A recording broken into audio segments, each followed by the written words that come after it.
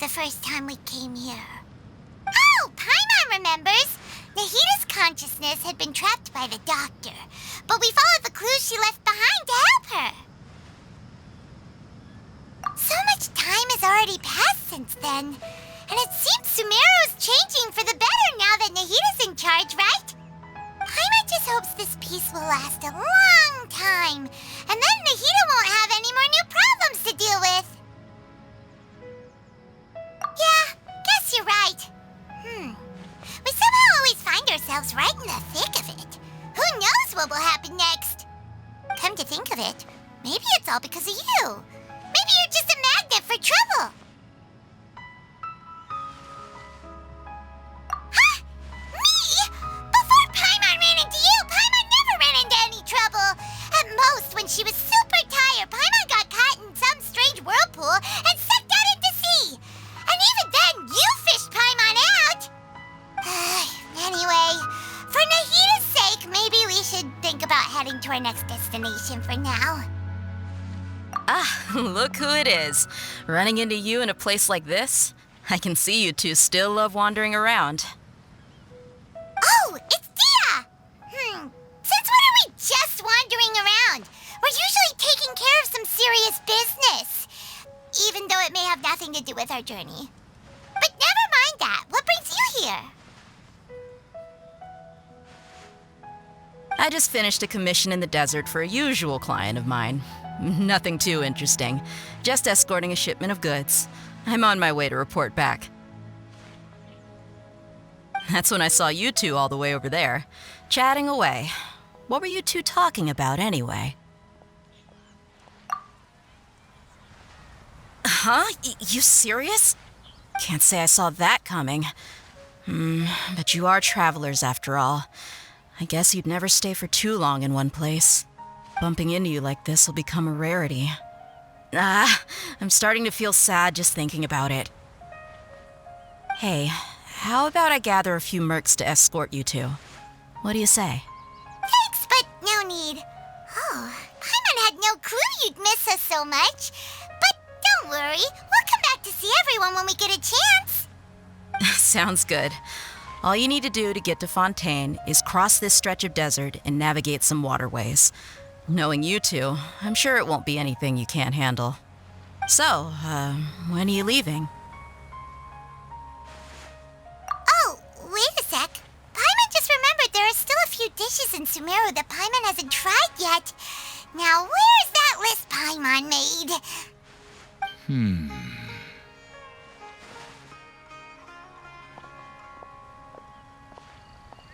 I see. Guess you won't be needing a going-away party or anything. It's sad enough to see you go like this. Though, now that I think about it, Sumeru wouldn't be what it is today without you. Seems true heroes always prefer leaving quietly. By the way, should we go say bye to Nahita? Oh, good point. Then there's no need to bother her in the real world. Then, I guess this is goodbye for now, Traveler in Paimon. Whether as a client or a friend, you're always welcome to come find me. Goodbye, Dia. Bye-bye, Sumeru.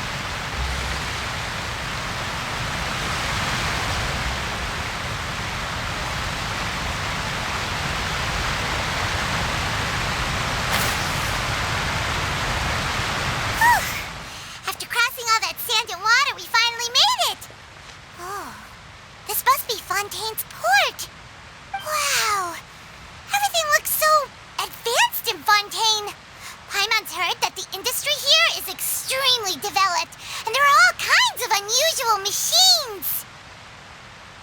Just seeing the sights as a tourist is nice, but maybe it would be better if we found something to do. What do you think? Good idea! Nahida gave us loads of useful information.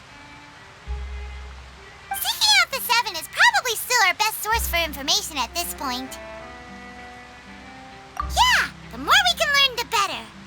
So, what do you think the Hydro Archon's like? Will we get along? Nahida said that she has a very unique personality. To learn about a nation's god, start with the nation's people. There seems to be some locals talking over there.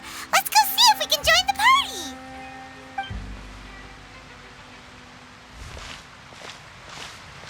If you ask me, it's a tragedy how things ended for him. Clearly, he was a pretty decent person. Yeah, I didn't expect that kind of ending for him. I thought he would at least fight on a little longer for his family. I was expecting a sudden plot twist, but it's a pity that it never happened. Still, his story is quite the tearjerker.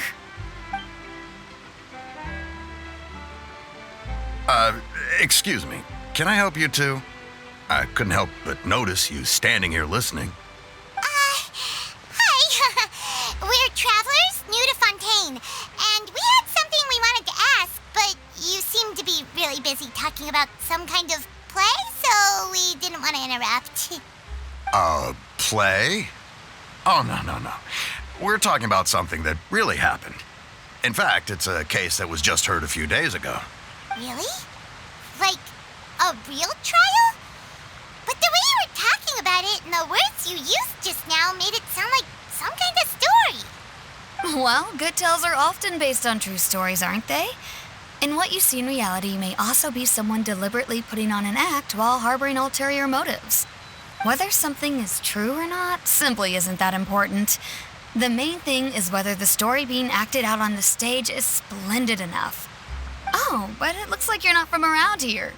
You probably don't know that the Fontaine Court of Justice is called the Opera Epiclese, or more commonly known as just the Opera House. But, shouldn't court cases be treated a little more seriously than that? Not to question Fontaine's way of doing things. It's just that putting someone on trial is usually a very serious thing. No worries.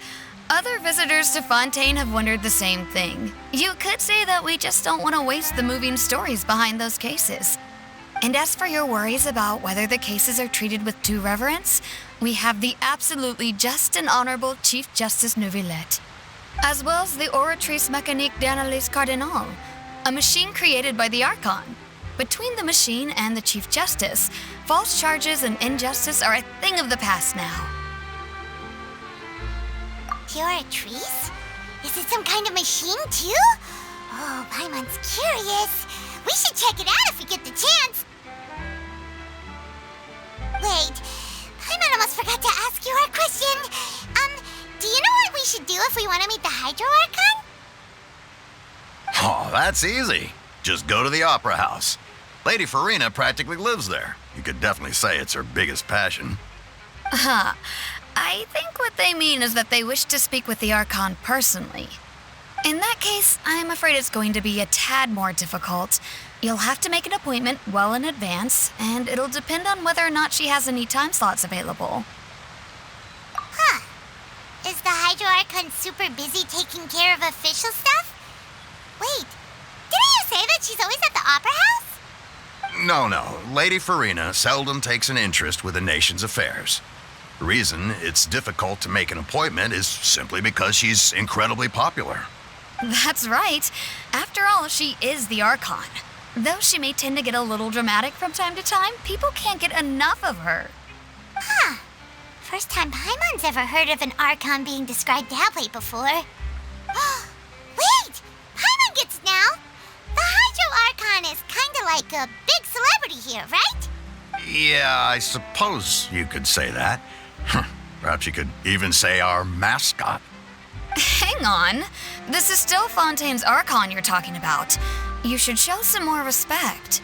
Yes, you're right. I guess I should at least try to be a little more respectful in front of visitors. Otherwise, I might get arrested and find myself face to face with Monsieur Neuvillette.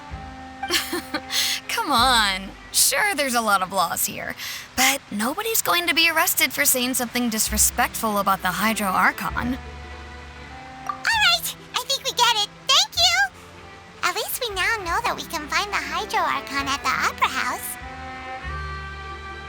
But who knows how long making an appointment will take? Guess we could have a look around the city in the meantime. Hey! What are you looking over there for?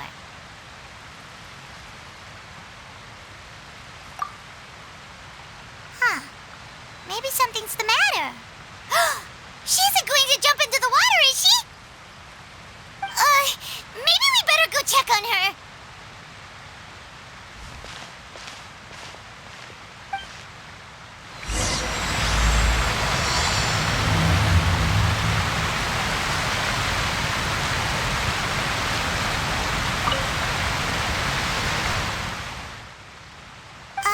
Hello there.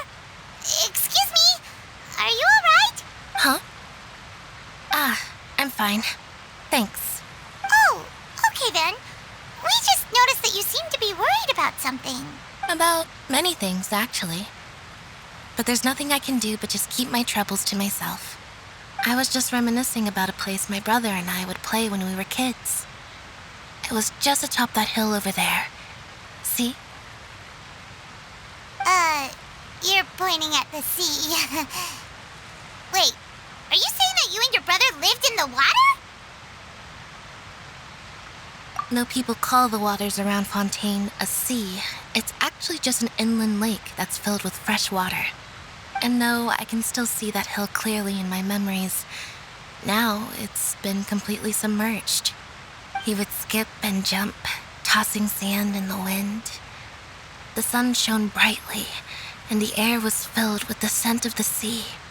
But now, the water is gradually swallowing our memories. It won't be long before it swallows us. Sorry. Paimon doesn't really get what you mean. I don't believe we've had the pleasure of meeting. Are you Lynette's new friends? Oh, and you are? Thanks for looking after my sister. She often comes here to reminisce about our childhood, that's all. There's no need for any concern. Allow me to introduce myself. I'm Linny, and this is my sister Lynette. If I had to guess, I'd say you must be travelers from abroad. Nice to meet you. Paimon is Paimon, and this is the Traveler. We just arrived in Fontaine. We were just talking with your sister. Even though we didn't really get what she was saying. I see. It's unusual for Lynette to be so willing to talk with anyone. In fact, she seldom speaks at all. I'm usually the only one she ever talks to. Oh, really? Then you two are just like us. Paimon's always the one talking for some reason.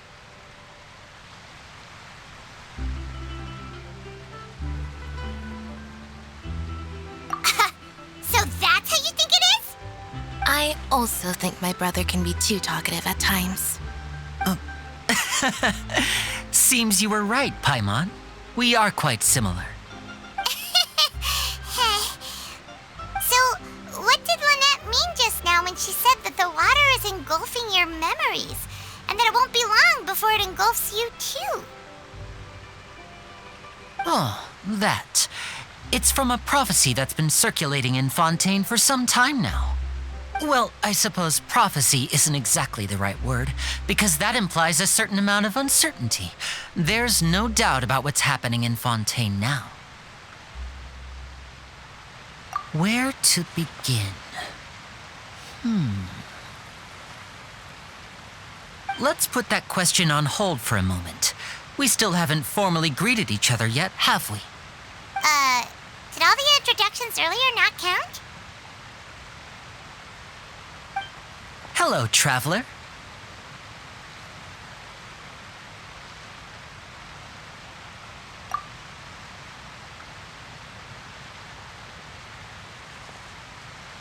And hello, Paimon. Hey! Why didn't Paimon get a handshake? You're not poking fun at Paimon, are you? Please, don't take offense. Just consider it a sort of etiquette we have here in Fontaine when making new friends. You should remember it. It might prove useful. Oh, all right then.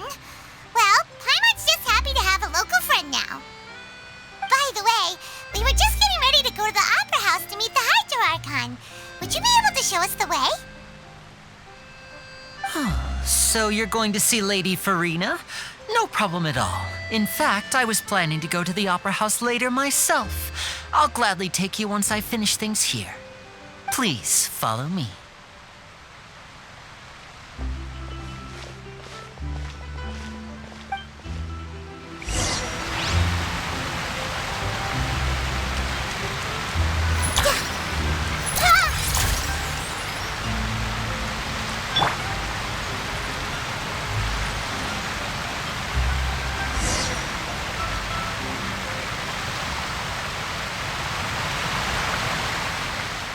You said you were going to see Lady Furina? Well, it seems Lady Furina has come to see you.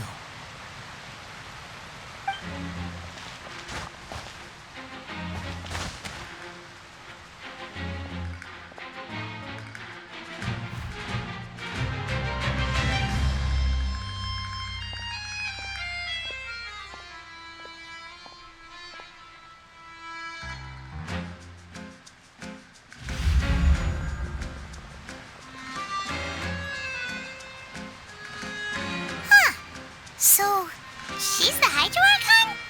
But how did she know we were looking for her? My dear people, rich and poor, those with cup in hand and those with nothing at all, raise your glasses in celebration. If you don't have one, then just raise your hand in lieu.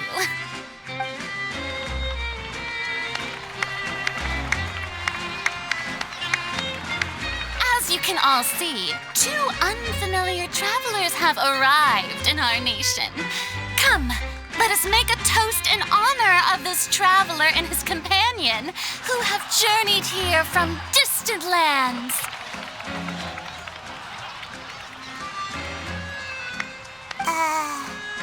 Is she talking about us?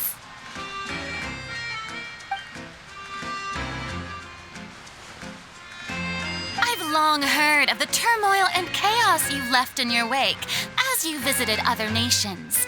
But I welcome you nevertheless. No, I have come to receive you personally. Fear is for insignificant cowards. I am a god, and I will never entertain the notion of such meaningless wariness. You can be rest assured, I see clearly your sincerity. Of course, seeking an audience with me is the most sensible thing to do. It will allow you to truly behold my power and witness my authority. Intelligent people always gather under the correct banner. I, Focalor, hereby welcome you to the nation of Hydro and acknowledge the value and significance of your trip. Now, you may rejoice in this. Yeah, Paimon still can't believe it. Feels like we've only been here for a few minutes. But the Hydro Archon's entrance was, how should Paimon describe it? A little over the top? Miss Hydro Archon? How did you know we were coming? I see. As Outlanders, you inevitably lack even some of the most basic understanding. Don't forget that even the gods can be divided into the mediocre and the excellent. I suppose it's only natural for you to be awestruck by my abilities. You had best stop and consider. Do you really have the noble qualities and etiquette necessary to communicate with a god? All it takes is a flick of my finger for me to know everything about you. Whoa, talk about sounding high and mighty. Uh-oh. What's with these looks? Perhaps the welcoming ceremony still isn't enough? What else should I say then? Is she waiting for us to start talking? Wow, I didn't expect to see Lady Furina here. What a surprise! Wait, does this mean they're the legendary blonde traveler? How did I not notice before? Hey, what's all the commotion? Oh, is that Lady Furina? Is there some kind of drama going on? Of course. That's the blonde traveler. The one all those stories are about. Lady Furina came here to personally see him. Oh, I bet this is going to be the duel of the century. Ooh, I've got to see this. I knew Lady Furina would never disappoint. Yes, but don't get too excited now. My dear believers and spectators alike tend to get quite rowdy, and despite the noise, I've come to tolerate all their ruckus. You may consider this my reward to all of you. I have determined that there will be an epic duel between myself and this traveler from another land, just as you were hoping to see. Now she wants to fight? Aren't we getting a little ahead of ourselves?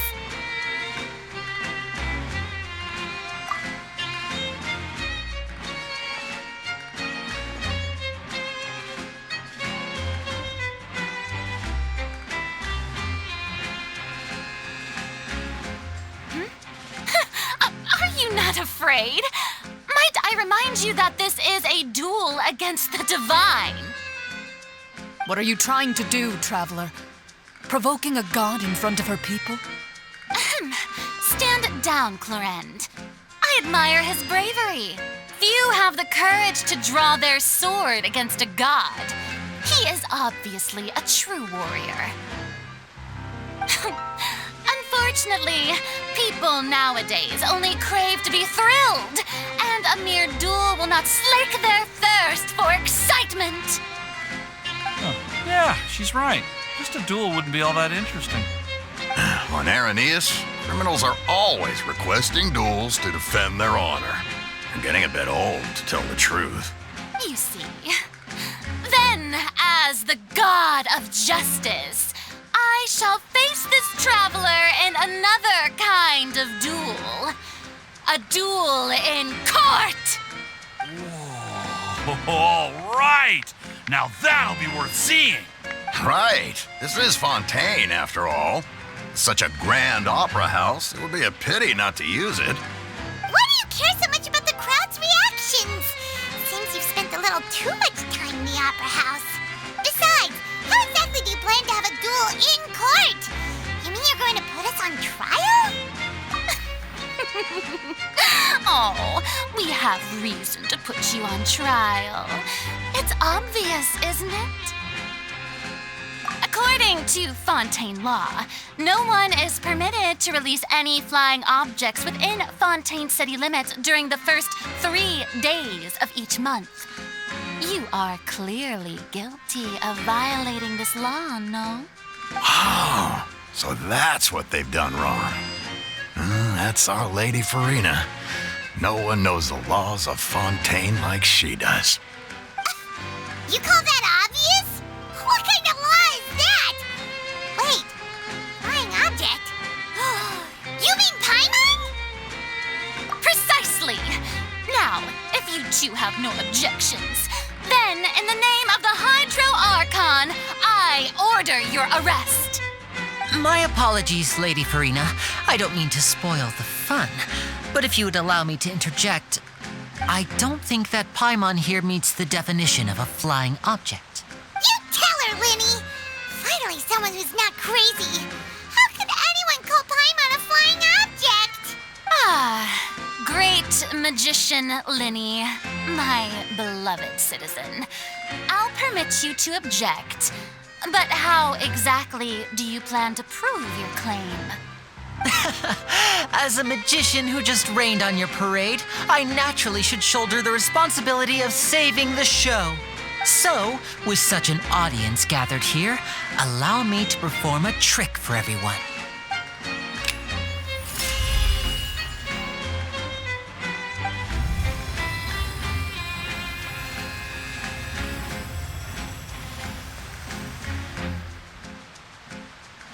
Ta-da!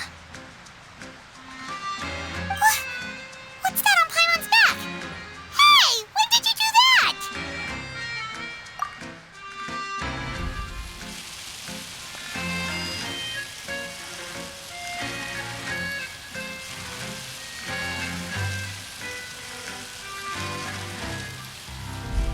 There.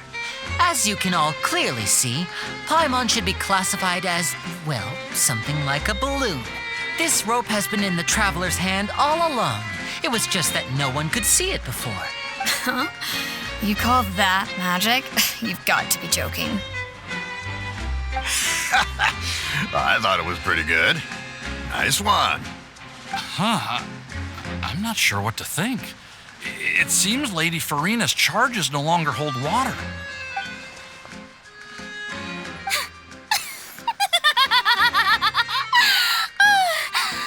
Amusing. Very amusing, Linny. Just the sort of unexpected twist that I enjoy.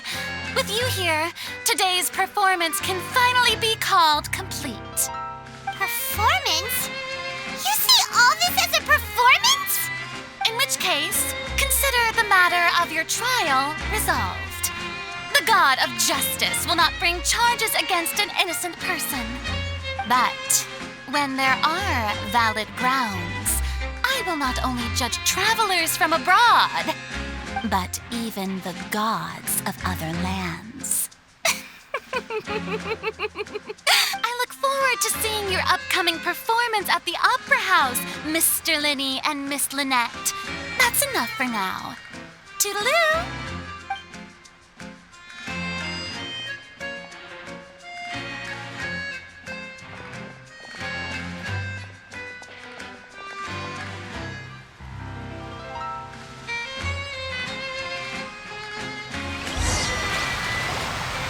Just like that, she's gone. Well, that's the most unpredictable Archon Paimon's ever seen. You never even had a chance to ask her anything. But that's a problem for future Paimon. That whole scene just now was really... Don't mention it. I just happened to remember that there was such a law, so I did a little preparation, just in case. I didn't think it would actually come in handy. So, now do you see what kind of god Lady Furina is? She can be a bit confusing at times, but she is still amenable to reason. Anyway, Paimon had no idea you were a magician, Linny. It sounded like you'll be performing at the Opera House, right? I just know a few simple tricks I use to make a living. Lynette is my assistant. It will actually be my first time performing on the most prestigious stage in Fontaine, the Opera House. But isn't the Opera House where criminal trials are held in Fontaine? When there are no public trials being held, the Opera House hosts a variety of other performances. To the people of Fontaine, the line between a trial and a performance can be a little blurred. And speaking of performances, I would be remiss to forego this opportunity gifted by fate. Might I invite the two of you to see my performance? My brother's always excited to make new friends. Oh, sure. We don't really have anything to do now, and we wanted to go to the Opera House anyway. Splendid. In that case, why don't we go together? I'll show you the way. I just have something to take care of first. You really mean it? Then I'll take you up on your offer. This is a magical item known as a magic pocket. Perhaps you can help me distribute them to the people here. Huh? What are they going to use it for? About that. You asked me before about the prophecy, right? Let me start by telling you a little more about what it entails. I'm not sure exactly when it began, but a prophecy has been circulating around Fontaine. It says that every person in Fontaine is born with sin. No matter how the nation of justice holds trial after trial, this sin cannot be absolved. Until one day, the water levels in Fontaine will rise, and the sinful people will slowly be drowned. In the end, the people will all be dissolved into the waters, and only the Hydro Archon will remain, weeping on her throne. Only then will the sins of the people of Fontaine be washed away. That sounds pretty gloomy. Why are people in Fontaine born with sin? What is that supposed to mean? There are lots of guesses. Some say that the ancestors of Fontaine stole the power of the seas and stirred its wrath. Others say that the people of Fontaine never heeded the first Hydro Archon's warnings and offended Celestia. But here in Fontaine, evidence is what matters. There hasn't been concrete evidence for any of these claims, so they can only be regarded as conjecture. If even the people in Fontaine don't know what sin they committed, wouldn't it be better just to ignore the prophecy completely? Why bother feeling guilty all the time? That's exactly what the people did at first. But in the last few years, the water levels in Fontaine have actually started rising.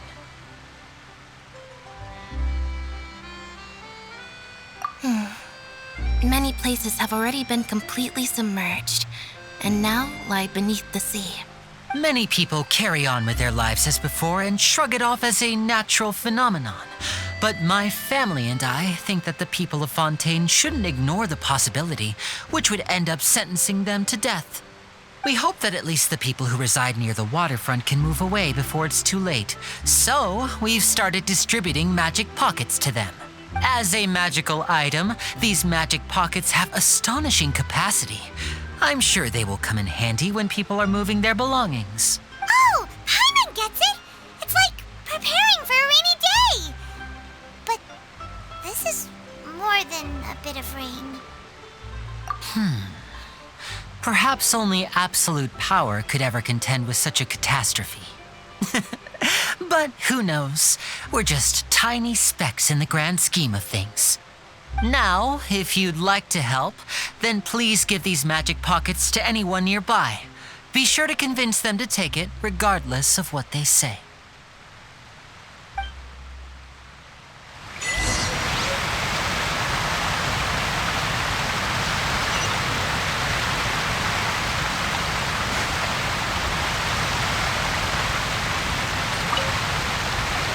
What's this? So you also believe in the prophecy. Keep it. I won't have any use for it. What? You mean you don't believe in the prophecy? No, I believe in the prophecy. But I also believe in another story. The story says that people once lived in the ocean.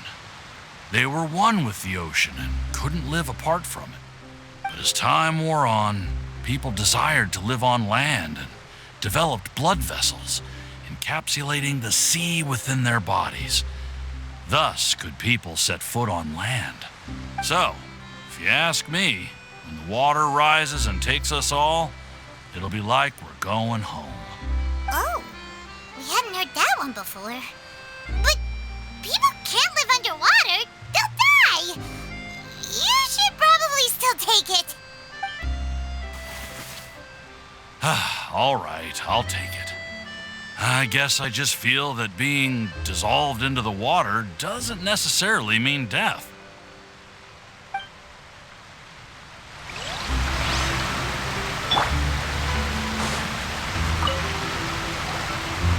So you're the blonde traveler that everyone's been talking about. My apologies for not recognizing you earlier.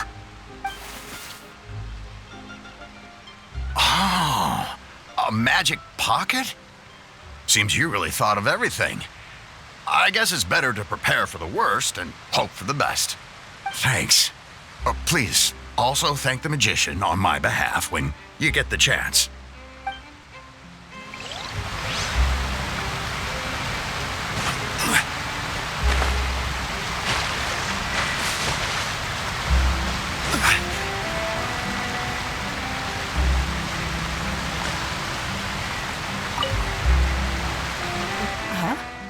I don't want that thing. Way I see it, if the prophecy's true, it's still gonna be a long time before the water can cover everything. Life is all about living in the moment. What use is there in worrying about the future all the time? We'll cross that bridge when we get to it. You should still take it.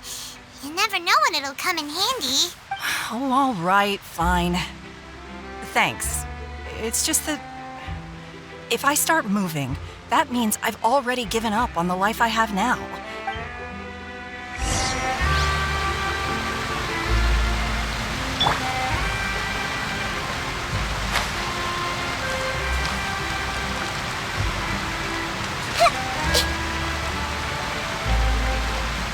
Oh, you already handed out all of the magic pockets? That was fast. So, what did people have to say? I bet you heard some, interesting opinions. Yes, but that will change once disaster strikes. I know they'll change their minds, so it's only right to help them prepare. Is there anything else you need to do before we leave? Yes, one last thing. I have the magic pockets made by a workshop in the court of Fontain. Since we're out and about, I was thinking about bringing him some more materials. So, you want to collect materials? Just tell us what the materials look like and we'll help. Many hands make light work. Oh, that would be much appreciated. We'll need some Romaritime flowers. I remember seeing them near the waterfront on the east side of the harbor.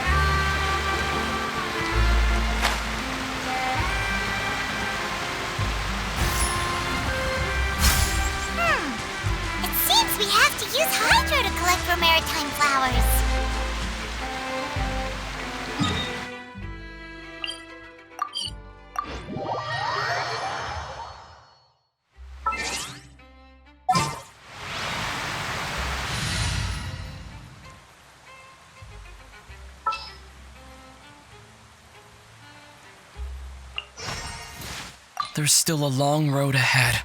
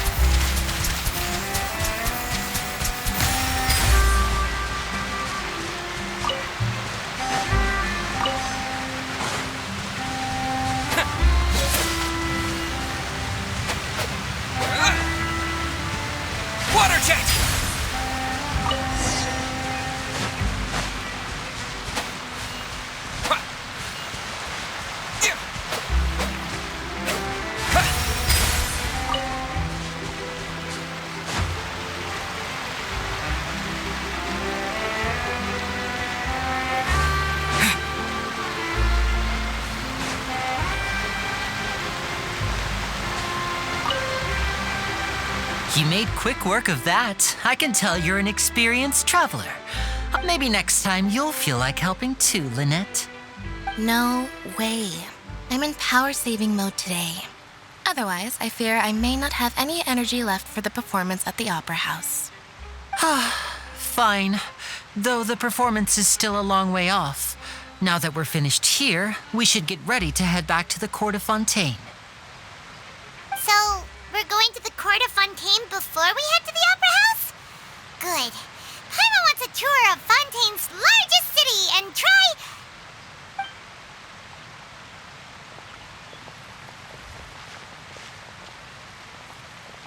Wait, shh. Have you noticed that person over there? The young girl. Huh? What's wrong with her? Paimon didn't notice anything. She's obviously a thief. Magicians and thieves practice similar methods. We divert attention, and a distracted audience is one that won't discover what you're really doing. Watch her movements carefully.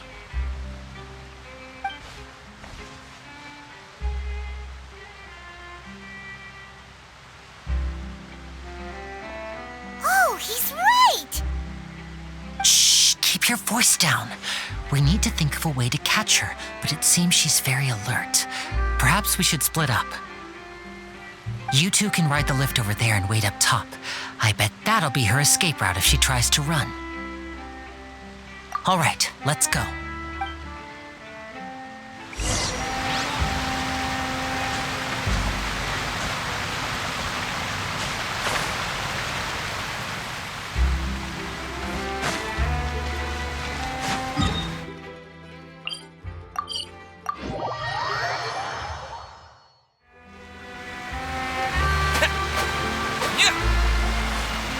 This is the spot where Linny wanted us to wait. Oh, look! Isn't that her?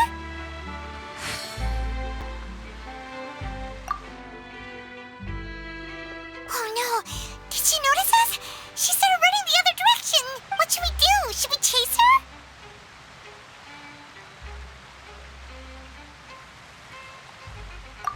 You're right. She might also be trying to lure us away.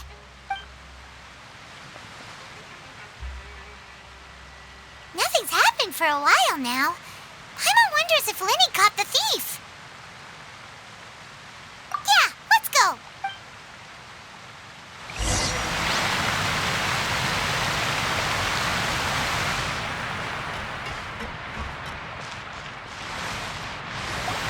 Are you sure that's all she took? You should check to make sure you're not missing anything else. No, that was all. Oh, I can't thank you enough. I didn't notice a thing earlier. Anyway, I should be going now. Thanks again. Were you returning what the thief had stolen? That's right. Pity I wasn't able to catch her. She distracted me by dropping the thing she stole on the ground. By the time I looked back, she was already gone. I saw the general direction she went, but Lenny twisted his ankle, and I needed to make sure he was okay. Oh, did you get hurt, Lenny? I'll be all right. It's just a twisted ankle, that's all. In fact, it's feeling better already. If you want to play at being a hero, at least try not to get hurt doing it. Imagine what would happen if you managed to derail our performance as a result. You're right. Sorry, Lynette. I have to admit that the thief was even more skilled than I had anticipated. But at least we were able to get the stolen items back, so it wasn't a complete failure. What a slippery little thief! Guess things turned out all right in the end, though. Lenny's initiative paid off! All right, let's put this little detour behind us. We should go to the court of Fontain now.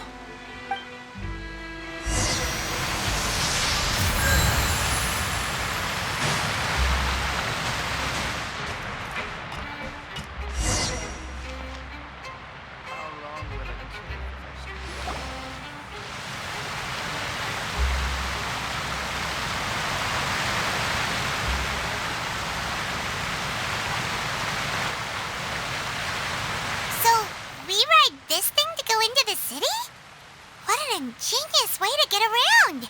People in Fontaine really know how to use water. This is an aqua bus. It allows people to travel between several key locations around Fontaine. It's pretty convenient, but the ride can become a little dull after a while. The scenery is always the same. That's why it's better to travel with friends. So you mean it's still boring even when I'm riding with you? No, that's not what I meant. It's just that, well, you don't really talk that much. Besides, it doesn't really feel like a real trip when it's just the two of us. It's the same as being at home. Whatever. Guess that's what it's like to be an older brother. It's about time for us to leave. Let's get on board.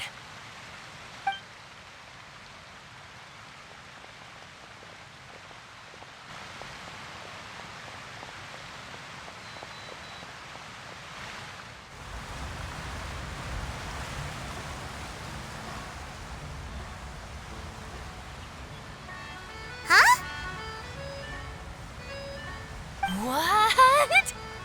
Traveler! Paimon! Charlotte! I never guessed I'd bump into you while riding the aquabus. In the story of my life, this is big news. What are you doing in Fontaine? I didn't hear anything about you paying us a visit. Yeah, it's quite the coincidence. But as travelers, we're always on the move. It's not surprising that nobody knew we were coming. Though we still have no idea how the Hydro Archon knew about us. Oh, let Paimon introduce you to our new friends! Oh, no need for introductions, Paimon. I would recognize the great magician Lenny and his assistant Lynette anywhere. I wouldn't be much of a reporter if I didn't know who they were. It's a pleasure to meet you. I'm Charlotte, a reporter for the Steambird. Nice to meet you. From the Steambird, huh? We've often relied on your paper to promote our performances. It's an honor to meet you. Now that everyone knows each other, Fontaine suddenly doesn't feel like such an unfamiliar place. So, what have you been up to lately, Charlotte? Any big news? Not too much. When there isn't any breaking news, I mainly cover the trials at the Opera House. You can still manage to keep readers' attention as long as you tell things from a clever enough angle, even if it's the same old topics. For example, reporting on how a scammer once deceived vulnerable girls into relationships, or how a financial criminal was once so poor that they ate a single piece of bread for 5 days. You're right. Seems you know me pretty well. What I'm really after is exclusive, sensational news pieces that could shake the country. These smaller stories are a waste of my talents. Oh, I just remembered. I've been following a case lately.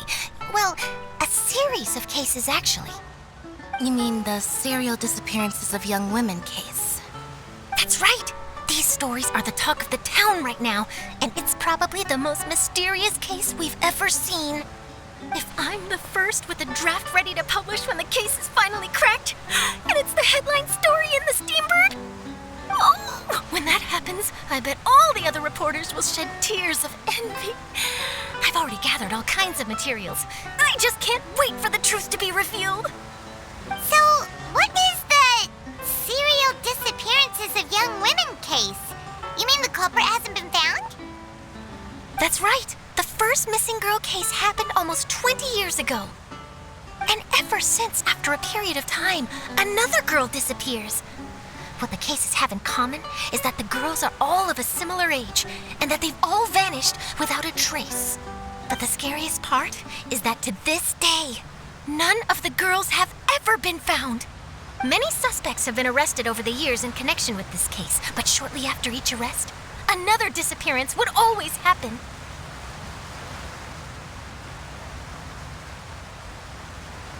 Yes, it's possible. But either way, I believe that every case has some precise truth behind it, waiting to be exposed. Yes, I agree. And at the very least, the family of those missing girls deserves some sort of explanation. I just imagined for a second what I would do if Lynette were to suddenly disappear. I'd pay any price to get her back, and then find a way to track down the culprit. Please don't imagine that, Lenny.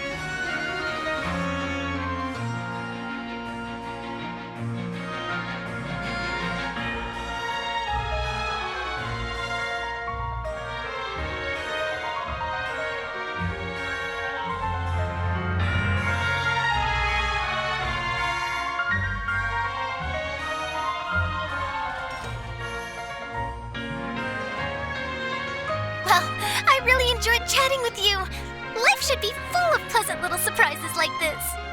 Yeah, us as well. The ride went by too quickly. I have an interview to get to. I should get going before I'm late. Okay, Hyman hopes we can chat again soon, Charlotte. See you. Bye now. Oh, be sure to stop by and see me at the Steambird when you have time. What a tough job. Always running around and interviewing everyone. Well, where should we go now? If you don't mind, how about we stop by my home first? Besides, I still have all the materials we collected. Sure, we wouldn't mind at all. This city is so huge, Paimon wouldn't know where to start anyway.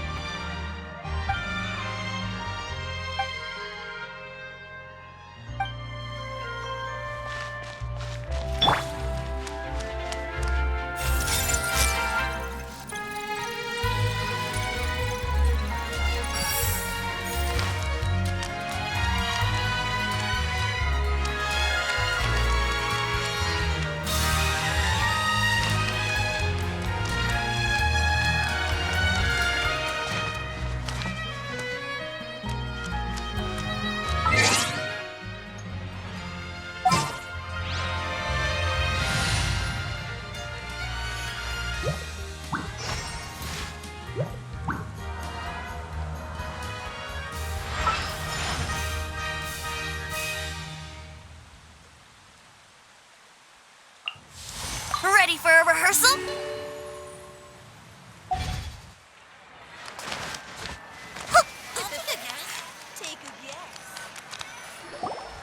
This is our current abode. Ah, Furina, you're home.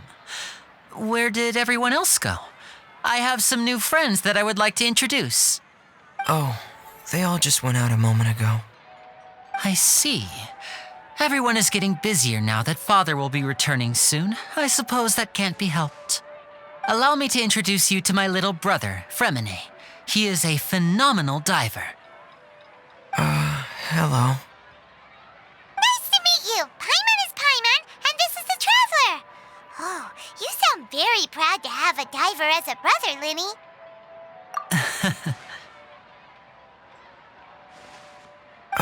Linny, could you come here for a moment? What is it, Furina? Do you have something to tell me?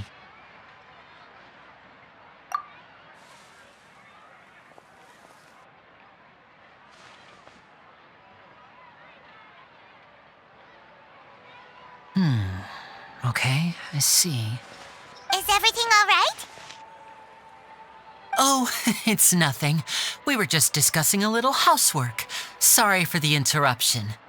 Oh, before I forget, the Traveler and I collected more materials to make magic pockets. Were you able to get any, Furina? Yes, I went diving and gathered lots of materials. I was about to give them to you. That's our Furina, always quick with the underwater work. All right, I'll take these to the workshop.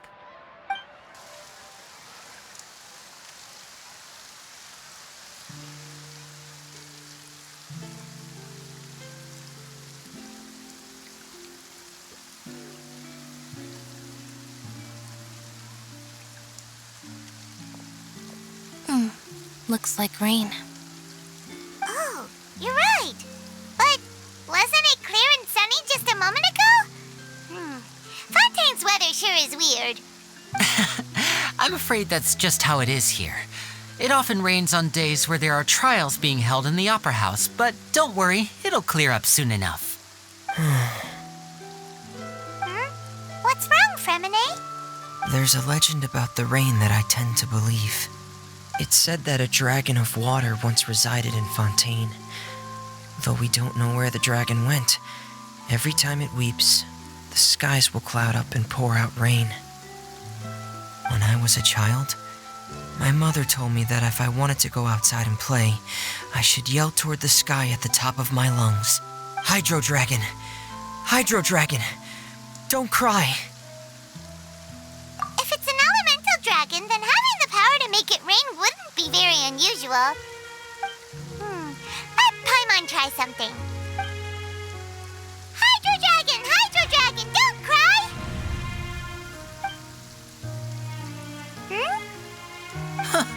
Doesn't seem to be of any use. It is just a legend after all. You know, you might be a more popular magician if you understood the concept of romanticism. Or could at least play along. Sorry, it might be because we've never met the Hydro Dragon. Perhaps it can't be comforted by the words of strangers.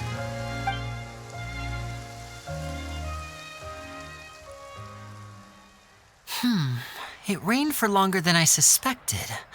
Oh, it's already getting late. Was there something you needed to do, Linny? Yeah, some preparations for the show at the Opera House. I need to find a way to catch the last aqua bus of the day. On the day of the performance, just ride the aqua bus to the island of Aeneas. I'll have Lynette meet you at the fountain in front of the Opera House. Oh, are you leaving now? What is it, Furina? I'm in a hurry. Oh, I get it. You feel nervous delivering the materials for the magic pockets, is that it? Perhaps we could trouble the Traveler to help us take these materials to the Beaumont workshop and deliver them to the owner there? I'm afraid that Furina can be quite introverted, and the boss there tends to be pretty talkative. Furina has always been a little afraid of her. No trouble at all. Don't worry, we're on the case. Sorry for the inconvenience. I'm quite useless when it comes to such tasks. I'll think of a way to make it up to you. Oh,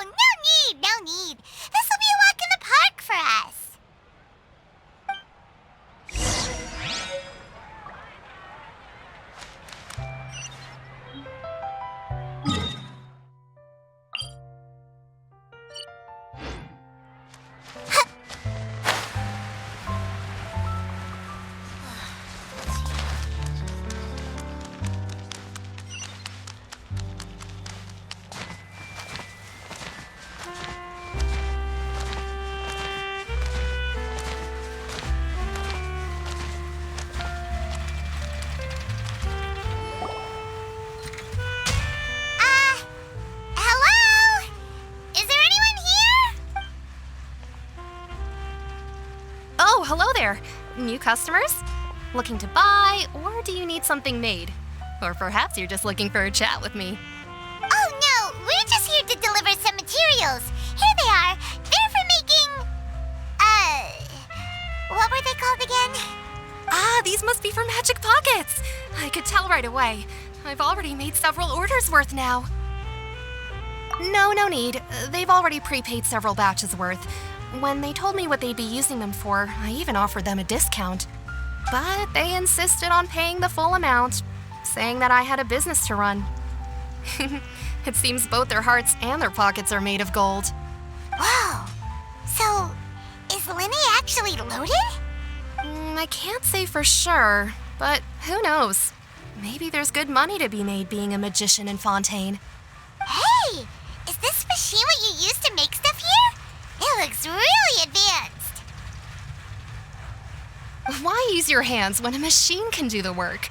It would be a waste not to use the latest technology, and wasting is a kind of crime. But where does a big machine like that get its power from? Well, it's a little complicated. I'm not sure I can put it in layman's terms for you. But basically, everything we usually use here in the city is powered by indemnitium. It's a type of energy that's produced from trials. Huh? How can trials produce energy? Well, I'm not completely sure of all the details myself, but basically, when a trial is in session, the Oratrice Mécanique d'Analyse Cardinale harvests people's belief in justice and converts it into energy to be used all around Fontain. So that's what its other function is? Paimon heard that the Oratrice was created by the Archon to make judgments.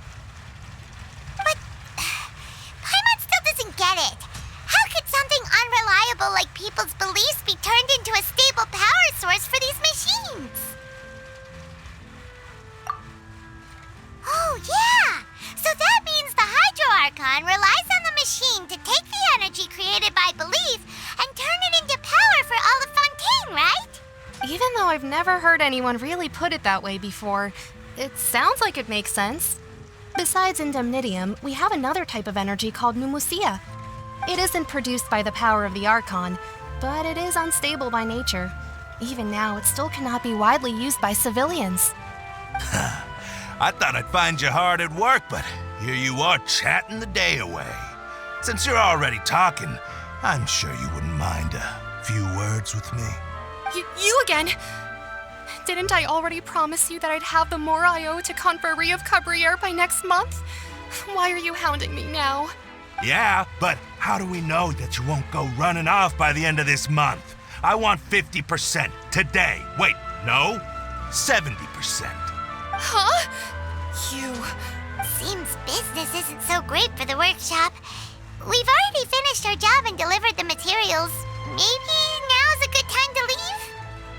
Hey, hold on.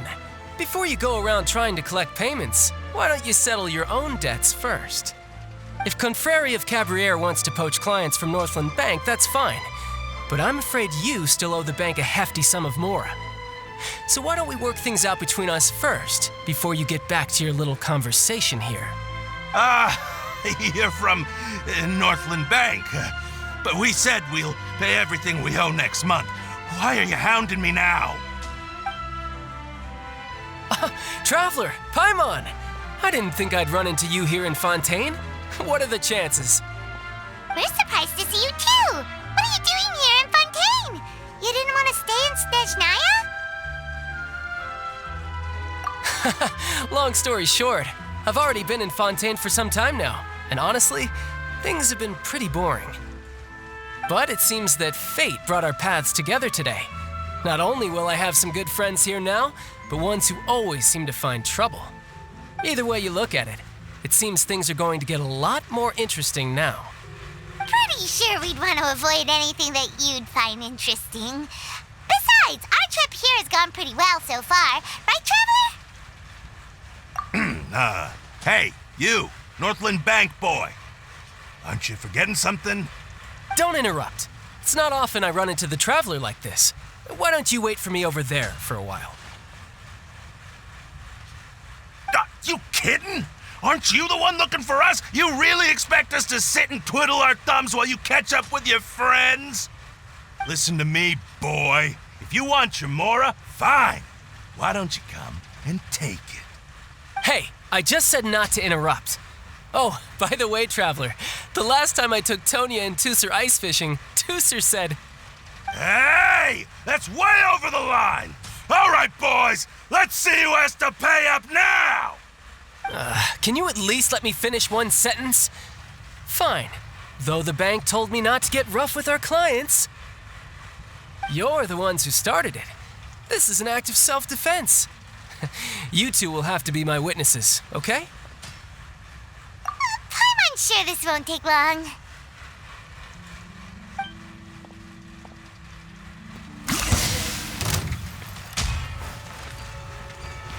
Riptide!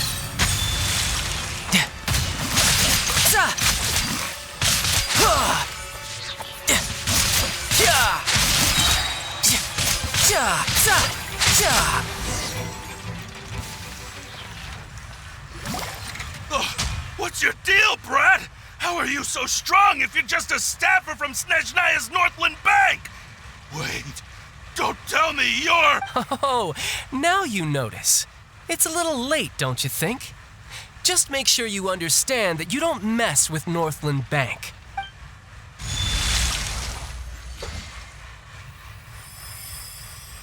Huh? Now's my chance!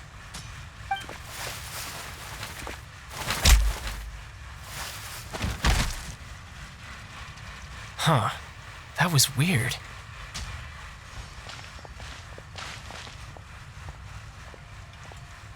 I'm not sure. It's as if I suddenly lost control of my hydro powers when I needed them. Maybe there's something wrong with my vision? Strange. How could that happen? First time Paimon's ever heard of someone losing control of their vision. Never mind. It doesn't matter. If I want to stay sharp, I shouldn't be relying too much on my vision anyway. Besides, I always have my delusion in case I need it.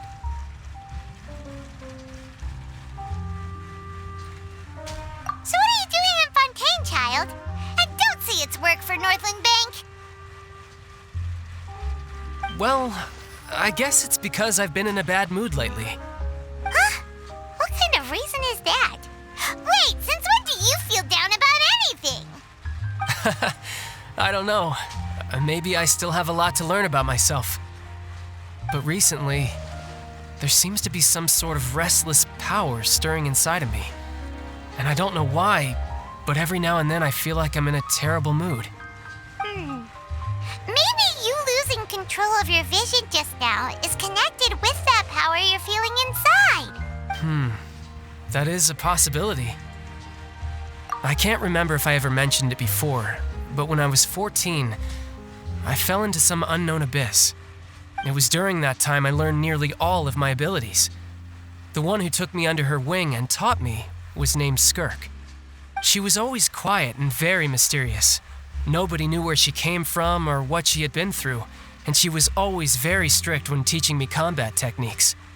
One time, I asked her why she was willing to take me on as an apprentice. From what I could make of her answer, it was because I had awakened it, and traces of it remained on me. She said that all my combat training would be useful in the future. But what is it? What did you awaken? She never explained that, but my guess is that it's related to a dream I saw when I had just fallen into that abyss. In my dream, I was in the deepest depths of the sea, and the boundless seabed was all around me. But in front of me appeared a whale that was so massive, I felt like I couldn't breathe. A whale? Oh, that sounds familiar! When we fought against you before, you summoned a huge whale that seemed to leap at us. Is that the one? That's just an abstract form of a whale that I create using my elemental powers. It takes that shape because the scene I dreamt of the whale has always been stuck in my mind. I'll never forget it. So you used the whale as inspiration for one of your moves? Huh. Seems a little twisted to Paimon. So why don't you just go ask your master? Maybe she knows the answer. You make it sound so easy. Ever since the incident I experienced there, I've never stopped searching for Master Skirk and that unknown abyss. But it's been years now, and I've still found nothing.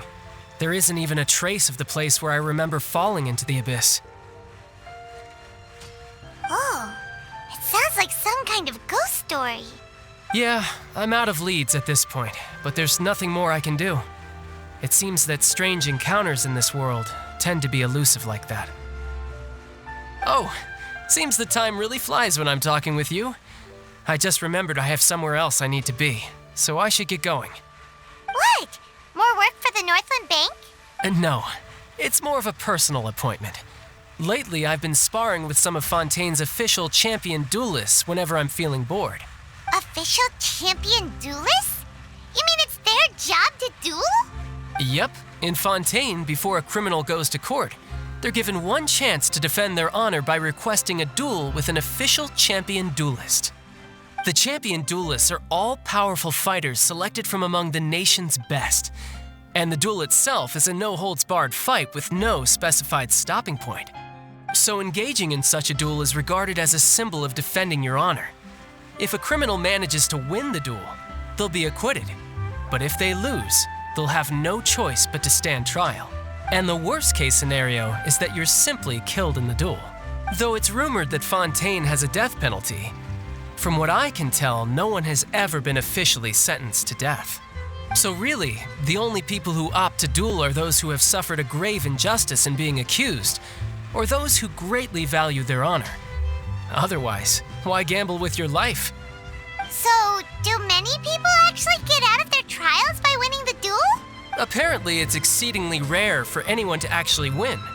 Fontaine probably enacted this system as a way to show that the nation respects the honor of its citizens. Besides, none of the champion duelists are to be trifled with, which is exactly why I was itching to face them as soon as I got to Fontaine. Apparently, the one I'm meeting today, Clorinde, is the strongest of the champion duelists. I had been asking her for some time before she finally agreed to face me today. Well, that's child for ya. Paimon feels like we heard that name somewhere before. Oh, before I forget, I want you to have this. Huh? Your vision? You're seriously just giving it away? I'm just worried that it could become uncontrollable again. I'd be pretty upset if it got in the way of my duel, so I think I'll be better off without it for now. Besides, I just need you to hold on to it for a short while. I'll come retrieve it when I have some time later. Paimon knows what you're up to. You just want an excuse to come talk to us again, don't you? Whatever gave you that idea? I'll be in touch later.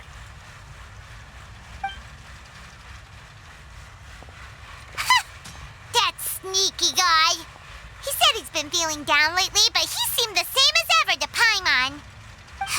Well, seems we don't have much to do for now. We might as well walk around and see the city before Lenny's performance.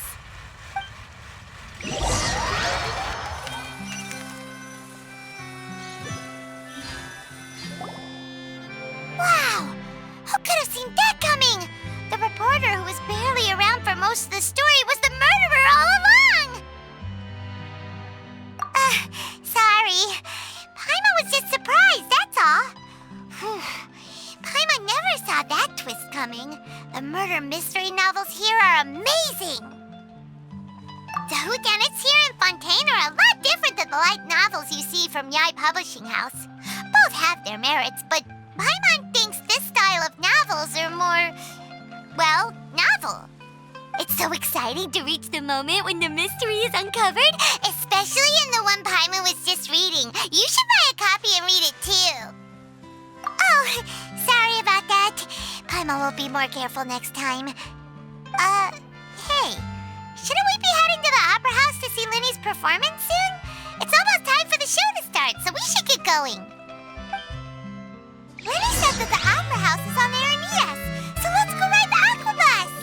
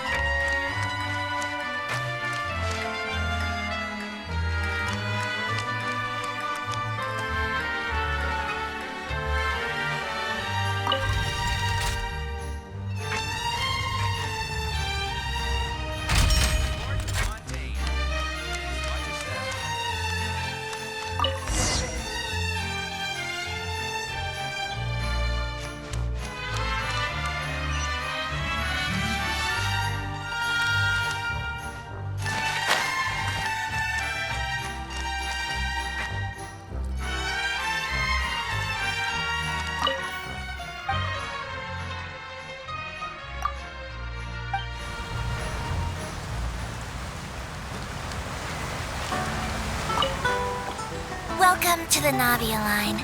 I am Elfan. The boat will be departing imminently. Please do not stick your head, hands, or other body parts outside the boat. The Aquabus operator is not responsible for any accidents or injuries resulting from doing so. Also, please remember to buy the Steambird, though I don't read it myself. The destination of the current tour is Erinias. Points of interest worth visiting include the Fountain of Lucine and the Opera Epiclese. If you look to the left in the direction we are currently traveling, you will see the famous Fontain Research Institute up in the sky. An experiment gone wrong turned new sightseeing opportunity. Human ingenuity truly is a wondrous thing.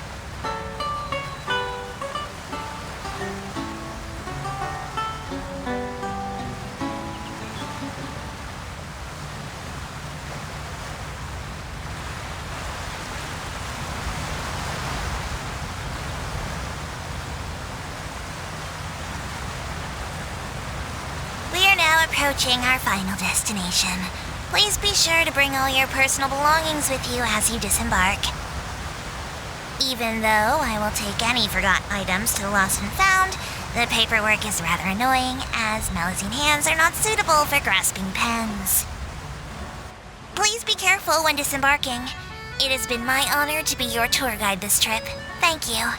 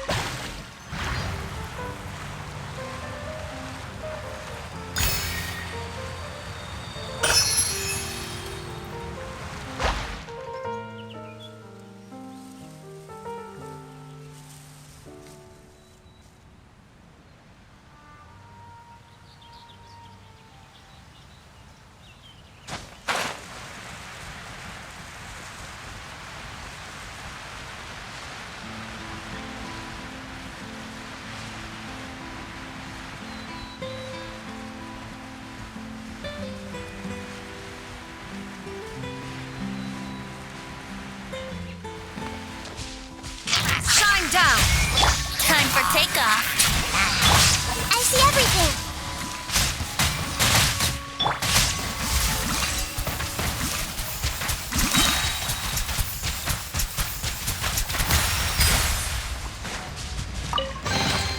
A reward on the road.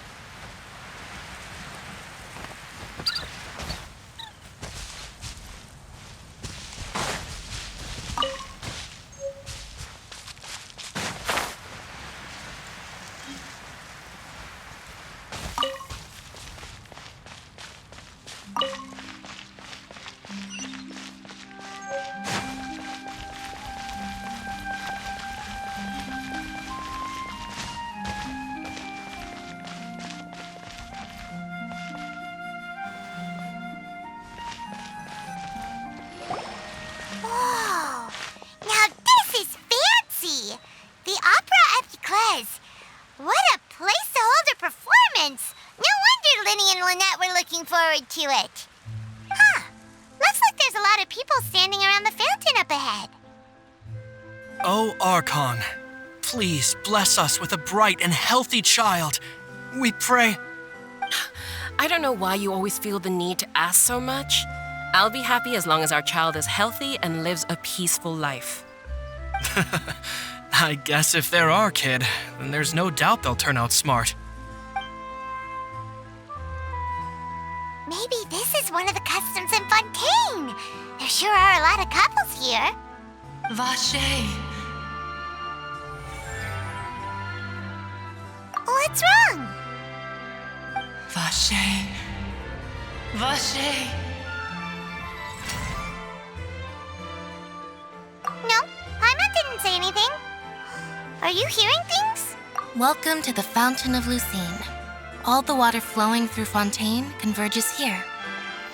It's customary for newlyweds to come here and wish for children. Lynette! You scared Paimon! When did you get here? When he asked me to wait here for you, remember? Right. What do you mean? There are a lot of people here right now. Hey, you're not trying to scare Paimon, are you? Besides, it's the middle of the day. It's not the time for eerie things. I see. I might be able to tell you something that could help explain the voice you heard. In fact, you might not be imagining things at all. I suspect that what you heard is a result of your hypersensitivity to the hydro element. Others in my family have had similar experiences. It's because of his sensitivity to the hydro element? But what would hearing a voice have to do with elemental power? When do you cry, Paimon? Wait, what? What does that have to do with anything? Just answer me. When do you cry? When Paimon's really sad? Oh, and when Paimon's super happy. Oh, and also when Paimon's really, really scared. Then you should understand that tears contain your most intense emotions. Like I just mentioned, the Fountain of Lucine is where all the flowing water in Fontaine converges. Even the tears that fall to the ground will eventually gather here. So maybe what you heard was the intense emotion coming from someone's tears. So, what did the voice say? If you were hearing their emotions, then Paimon wonders what happened to them. Rather than worrying about them, we should worry about my brother first. Don't let that calm look of his fool you. He tends to get pretty nervous just before a performance. So chatting with Linny might help him relax a little before he goes on stage. Oh, right. That makes sense. Let's go in and see Linny.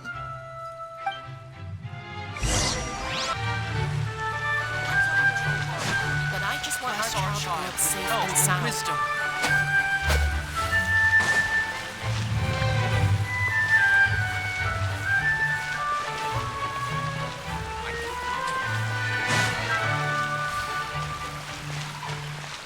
I prefer magic, personally.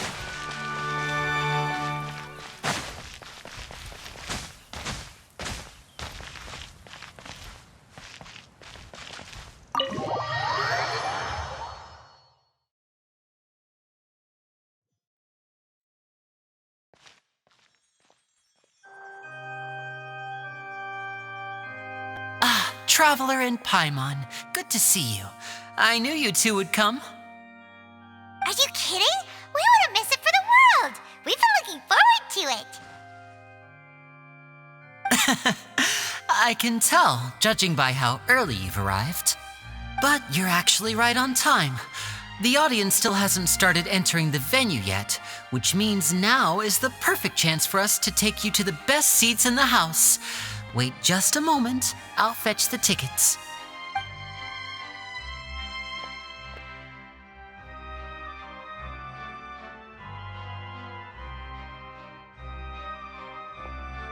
The Opera House has assigned seating, so you always have to make reservations. I've already reserved your seats, and here are your tickets. Ooh, front row seats! Thanks, Linny! Don't mention it. There's no need to keep thanking me. Hey, Linny! Could you come over here and take a look at this? Oh, I'll be right there. Seems there's an issue with the stage props over there. That's Cal, my assistant, calling me. I'll go lend him a hand. Yeah, we'll just go to our seats. You go ahead, Linny.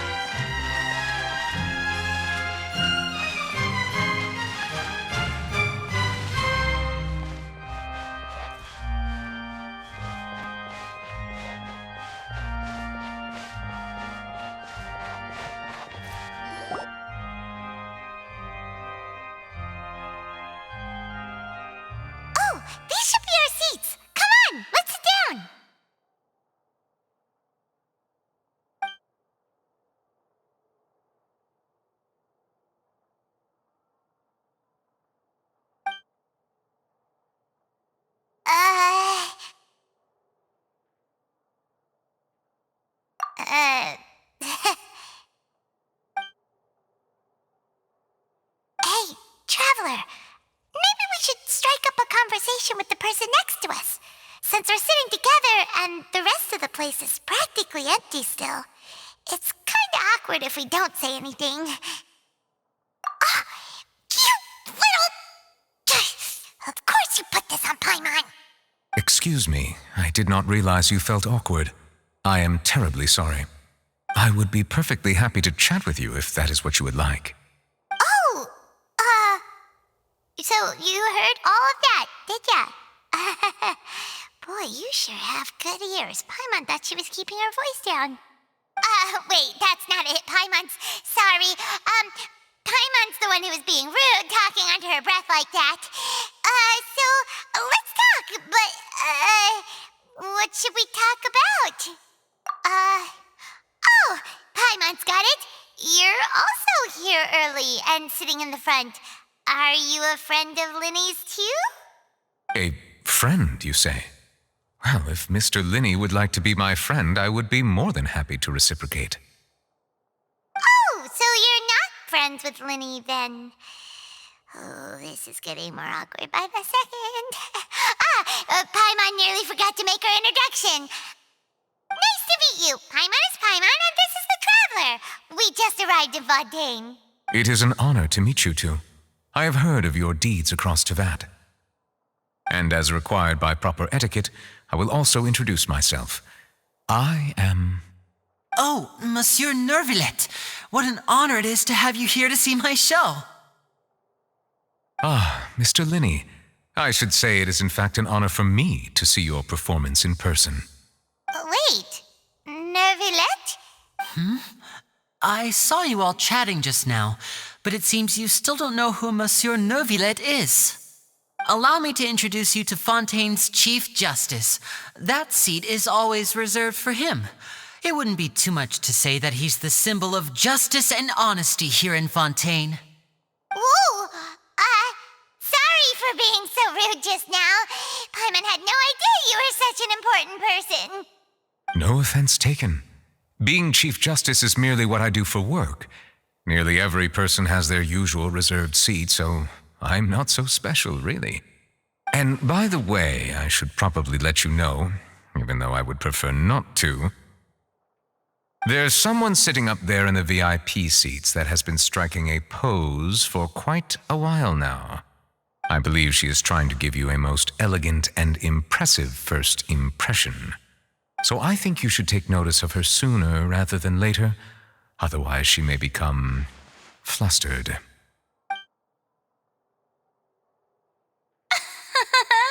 Huh? Oh, it's Furina, the Hydro Archon. Huh. She sure has a smug and satisfied look on her face. Guess she has no idea that you saw right through her act. Very good. That is for the best. No need to pay her any more attention. We may now enjoy the show. Huh? So is this what things are like between the Chief Justice and the Hydro Archon? All right, please wait just a moment longer. I've pretty much finished my preparations, and the performance will start as soon as the audience has made their way to their seats. Yay! The show's finally about to start! Paimon can hardly wait! Paimon's never seen a real live magic show before!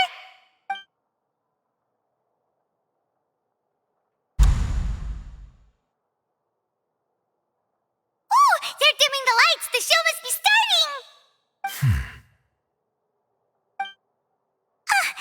Sorry. Paimon will try to stay quiet. Welcome, one and all, to the Opera Epiclese. I am the star of today's show, Linny. And over here is my sister, Lynette, who will be working as my wonderful assistant. Please, let's give her a warm welcome. Hello, everyone. I know she may seem to be a little sleepy right now, but that's just a sign that she's nervous. Whatever. Now, some of you may be thinking, two vision holders who can freely manipulate elemental powers performing magic is not true magic at all. So, I would like to take a moment to assure you that elemental powers will have nothing to do with what you will witness on the stage today.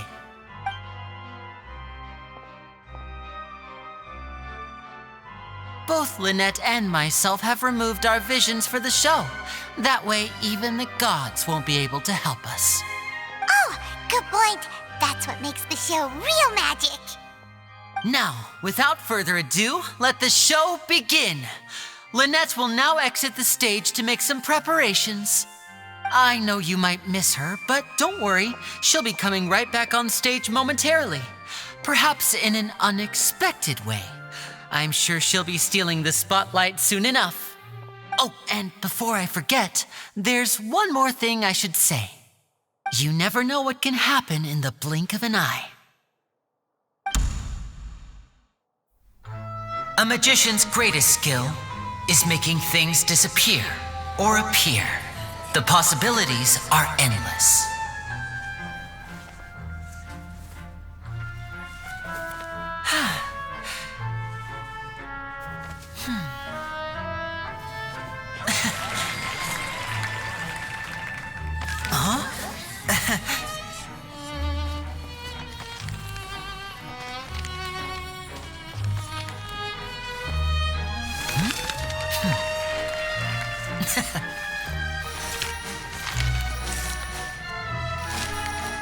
But this isn't what you came for. These little tricks, you've seen them all before. So it's time for something truly extraordinary, don't you think? This one's a little tricky.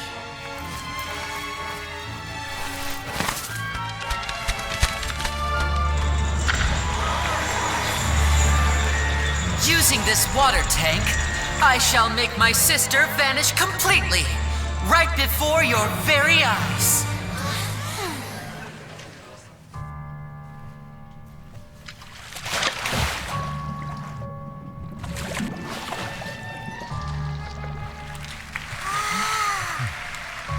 It's actually quite simple. She'll just turn into air bubbles and float right out of the top.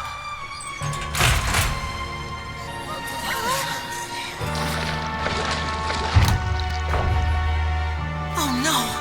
I told them to check all the props carefully. With the lid on, even air can't escape. An amateur magician would be getting very nervous right around now. Luckily, it's me on stage, so let me show you what a true virtuoso can do.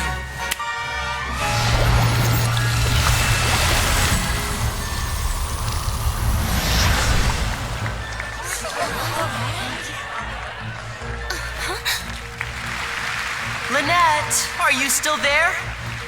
Don't go too far. We don't want to use up all our magic. Hi, I'm back.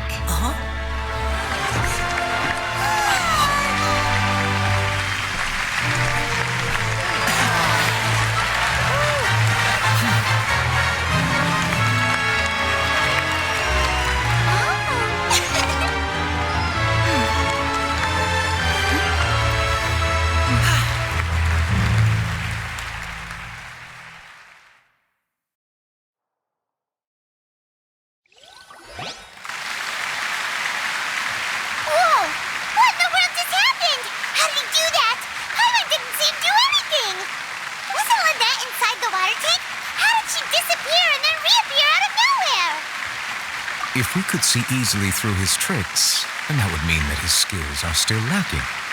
To appreciate magic, you should focus on the show happening on stage, rather than getting caught up in trying to see that which has been intentionally hidden. Guess you're right. Paimon couldn't believe her eyes when Lynette reappeared. Amazing! Thank you everyone. I'm glad you enjoyed that performance. But our magical journey has only just begun. I've prepared even more astonishing surprises for everyone here. The magic of transformation and disappearance can go far beyond what you've just seen. I'm sure many of you are thinking that escaping the water tank was impressive enough, but Lynette is still my assistant after all. In which case, I have ample time to make all necessary preparations. So, for my next trick, I will require the participation of one lucky audience member. Please, if my assistants could bring out the magical boxes now. There are 2 boxes and only 2 boxes. One is here and one is there in the aisle among the audience. I'm sure many of our clever audience members have already guessed our next magic trick. A swap! Our lucky audience member and I will each enter a magic box. After 1 minute, we will each emerge from the opposite box. Now please, everyone pay very close attention to the box you see here. Don't give me any chance to make a move. Wow! How's he gonna do this? Hey, do you think this is all magic tricks, or does Lenny have actual superpowers? The lucky audience member will be generated by this random number selector. It selects numbers entirely at random. Even I don't know who will be chosen to participate. Now then, let's begin. Let me see. Oh, row 7, seat 3. Congratulations! You now have the chance to experience magic firsthand for an entire minute. Please, come forward. My assistant will take you beside the magic box. I'm sorry, it might be a little cramped inside, but no need to feel nervous. We've carefully arranged everything for you to be as comfortable as possible. You don't need to do anything, but no matter what strange things may happen, don't come out of the box. If the magic is interrupted, who knows where you might end up? You might even find yourself in the Fortress of Meropide. Oh, okay. All right. Before I enter the magic box, there is one more thing I need to ask the audience to do. Could you all give me a countdown? Like this. 60, 59, 58. Just keep counting down. You can go a little faster or slower if you like. I won't be able to see anything in the pitch black box, so I'll be relying on your voices to know when time is up. Oh, and no tricks now. If you quickly count from 60 in just 30 seconds, then I'll be in a tough spot. Ooh! Paimon kinda wants to count faster after hearing him say that! No, that won't do. I can see it in your eyes. You still can't be trusted. Let's practice together. Come on, repeat after me. 60! 59! 58! That's right, perfect. Keep it going. All right, I'll see you all on the other side once you've finished counting. 54? 53? 52? Huh? Why aren't you counting, Nervalet? I am counting in my head. I think things are exciting enough in here as it is. Merely a consequence of my identity and personality. Do not worry about me. Just enjoy the show. Oh, all right. You look so serious that Paimon thought you might be feeling uncomfortable or something. 40! 39! 38! Mr. Lenny, are you all right in there? Is everything ready? Yes, I'm fine. I'm just double-checking the direction of the magic. It would be a disaster if we get sent to the wrong places. For example, midair right above the audience. Even though he's saying that, Lenny doesn't seem nervous at all.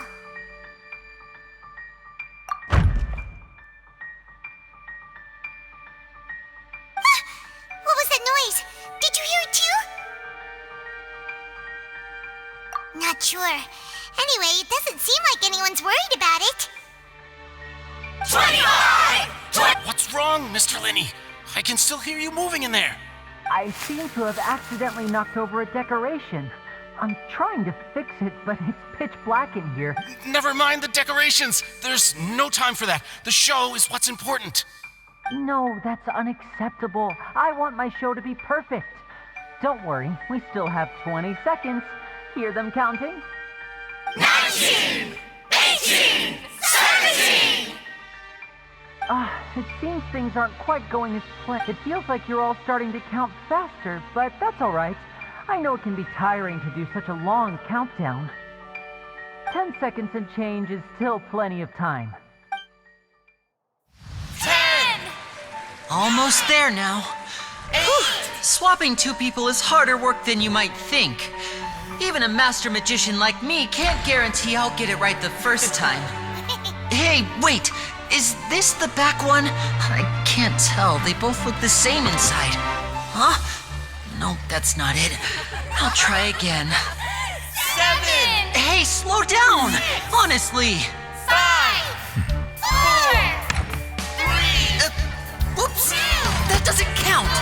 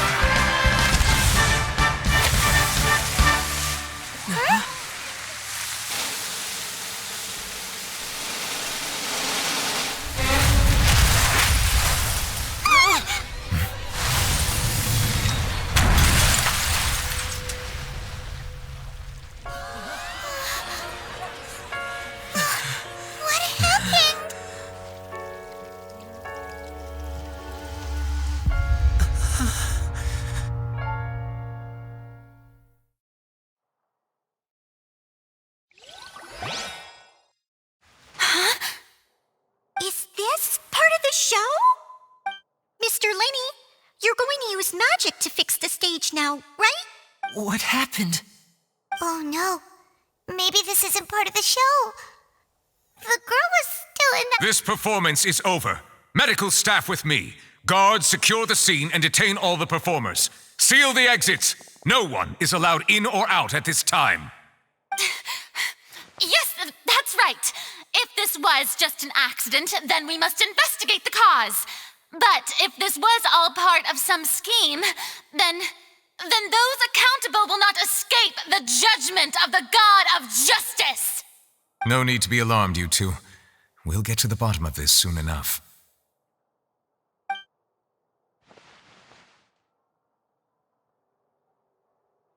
Unfortunately, the person who is in the magic box has been pronounced dead.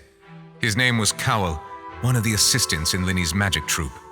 Apparently, the fireworks on stage ignited the ropes that were suspending the water tank, which then caused the tank to fall onto the stage. As of now, we are still not sure why we found Cowell in the box, rather than the guest from the audience. And after an initial search of the area, the guards have confirmed that the girl is nowhere to be found. It appears that this incident was not merely some mishap with the performance. And there are many indications that it is connected with the case of the serial disappearances of young women. The serial disappearances case? That's the case that Charlotte mentioned before. I know the truth. I can see through the whole thing. Really, using such a shallow and obvious mystery as his finale. Did he really underestimate us that badly? I say that our powerful magician, Mr. Linny, is now the prime suspect for the serial disappearances case. Huh? Why me? This whole thing was an accident. No, this all occurred during your magic show, did it not? The missing girl disappeared after being chosen, did she not? The deceased is one of your assistants, is he not? Now that I think about it, that whole speech about magicians making things disappear was nothing more than a provocation, a bald-faced challenge. That can't be right. How can Linny do this? He was in the box on the stage the entire time. We can even hear his voice. Besides, before the show, he told us that he would like to catch the criminal behind the disappearances. He couldn't possibly mean catching himself. Save discussion for a later time, please. Lady Furina, may I assume that your comments just now constitute an accusation against Mr. Linny and his associates, and that you are pressing charges? Huh? I just think that I think it might be a little early to talk about formally pressing charges. But what Lady Furina said just now makes perfect sense. Looks like she's gonna personally deliver justice. A kidnapping and murder carried out under the cover of a magic show. Lady Furina said it all. I mean, of course, my dear people. But what excites me even more than the obvious truth before our eyes is the opponent I'll be facing. That's right. I mean you, Traveler. You'll support Lenny, won't you? After all, he was the one who helped you the first time we met. Then there's no problem at all. You know, the Traveler and I already had a duel the first time we met. But with Lenny's help, our little duel ended in a draw. But draws really are the most boring possible outcome. So, no more draws. Between the two of us, there must be a clear winner and loser. And what better place to hold such a riveting showdown and decide the true victor than here, on the grandest of stages, the Opera Epiclese. It wasn't a draw. She obviously lost last time. I understand. Charges have now been pressed, and as such, a trial is in order. Well, Traveler, seems Lady Furina has set you in her sights. But putting her dramatic rhetoric aside for a moment, I would like to ask you, are you willing to act as Mr. Lenny's attorney and defend him in this case? Very well. The trial will be held a day from now in the Opera House. Both sides may investigate the scene to build their cases and search for the truth. Lenny and his troupe are all potential suspects and shall remain within the Opera House. The audience may begin to leave in an orderly fashion once they have been cleared by the guards. A day isn't that long. Let's see what kind of case this big-shot outlander can build in such a short amount of time. I'm really quite looking forward to hearing it.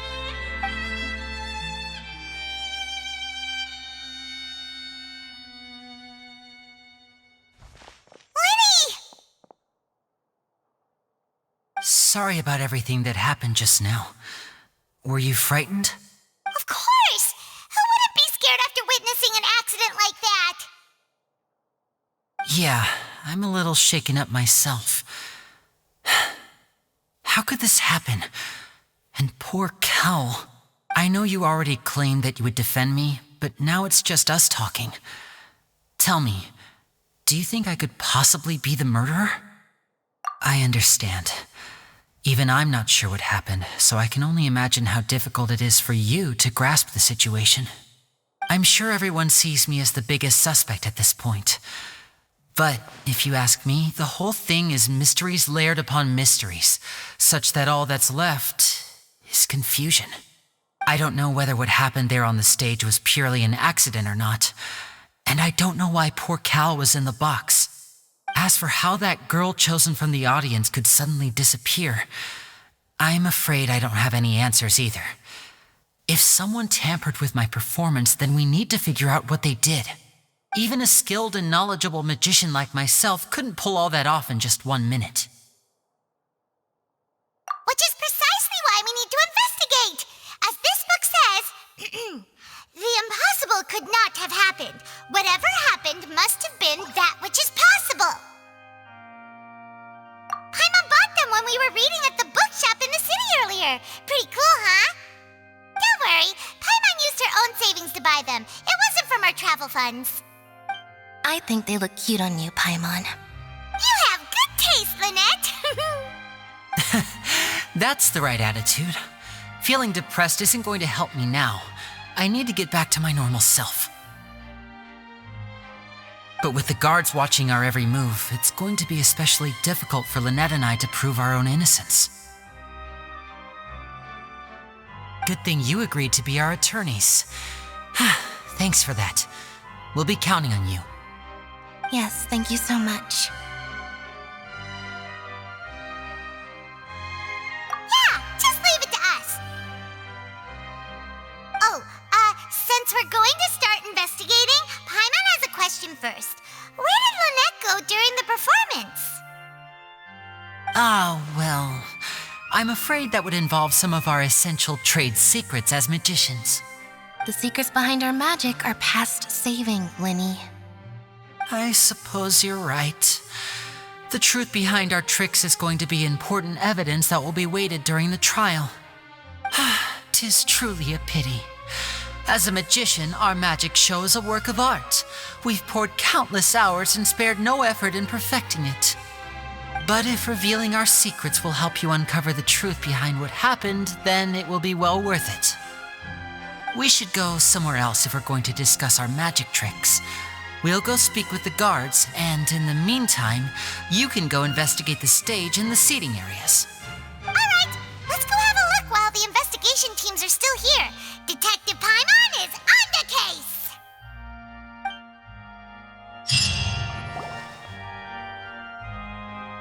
Hello, officer. How's the investigation going? Ah, I see. You must be the traveler that Lady Furina mentioned. Listen, I'll be perfectly honest with you. I'd avoid getting mixed up in this whirlpool of a mess if I were you. Huh? What do you mean? Come with me and you'll see. The deceased is one of Linny's assistants named Cal. Even though he hadn't joined the troupe long, he was hardworking and everyone generally liked him. The assistants are usually in charge of setting up and inspecting the props, as well as assisting with the show and keeping the crowd engaged. As you probably saw when you were in the audience, the water tank suddenly fell and smashed the box with Cowl inside it. This is the real mystery. We've already searched the scene and were unable to find any traces of the girl. However, if you look carefully, the box was positioned directly under the water tank. The ropes holding the tank were then burned by the pyrotechnics on stage, causing them to snap. All these factors lining up so perfectly makes it hard to see this as a mere accident. If anything, the more logical explanation is that the whole incident was intentionally planned, and Linny is the most likely person to have access to all these areas. But he doesn't have a motive! Are you both good friends of his? Well, you can't say we're good friends, but we've known each other for a little while. So in just a short time, he was not only able to win your trust, but even convince you to act as his attorneys. I know there's no such thing as magic. The real trick of a magician is holding the audience in the palm of their hand. I've seen a lot of cases, and I can tell you that people are the least reliable kind of evidence. Sorry, I tend to be pretty straightforward. Just know that I'm warning you for your own good. Anyway, you may investigate the scene of the crime yourselves if you're curious. Who knows, maybe you'll be able to come up with some new evidence.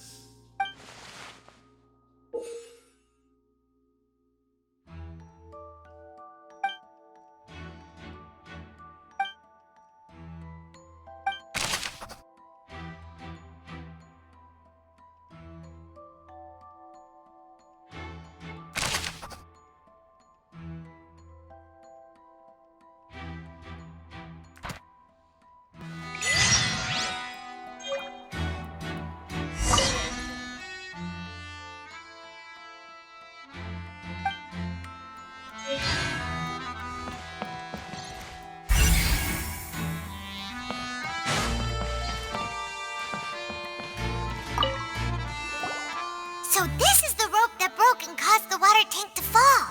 The rope looks pretty durable. How can it be burned through so quickly by fireworks? Why are you suddenly so serious, Traveler?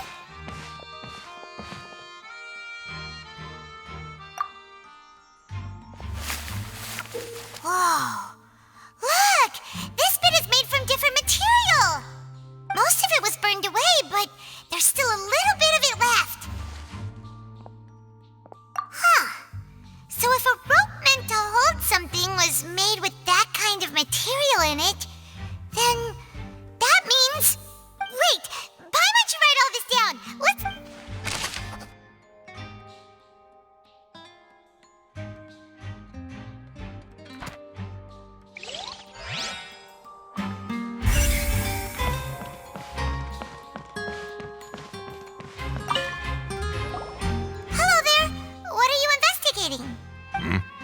Oh, this location has also been cordoned off because the Magic Troop members are currently considered prime suspects. The investigation team is still collecting evidence. The seats were all booked in advance, so we were able to deduce the missing woman's identity by checking the guest list. Sure, it's not like this is confidential information. We will publish it later anyway when we petition the public to help us find the missing person. Her name is Halsey. She's a painter from Fontain who's made a bit of a name for herself. Apparently, she wasn't a regular at the Opera House, but she'd been feeling some pressure with her work lately, which made her decide to come see the magic show. The Magic Troop members all claim not to know her, and we have looked into her social connections. It seems that she has no personal grievances or conflicts of interest with the suspects. Simply put, she wasn't related to the Magic Troop at all, which matches the features of the previous serial disappearances. Were the victims of previous cases also chosen at random? That's how it seems to us, in any case. Apart from the fact that they were all young women of around the same age range, there really weren't any other connections between them. Okay then. No need to be so formal. If you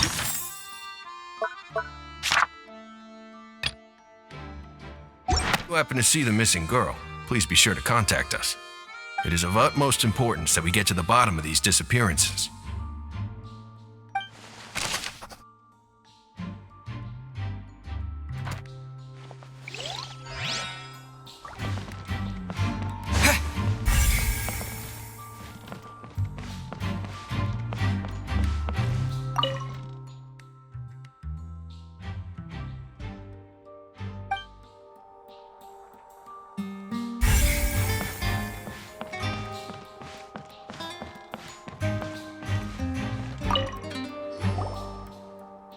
The investigation team has some new findings. Turns out there's an issue with the random number selector after all. See, I told you. What if the machine picked some big guy's seat? You think the murderer would have still made his move then? Sorry to interrupt, but we're helping Linny and Lynette with their side of the investigation. What were you saying about the number selector? You're trying to help them? That'll be a tall order. Linny used the machine to pick a random member of the audience during his performance, right? The lucky girl that later disappeared.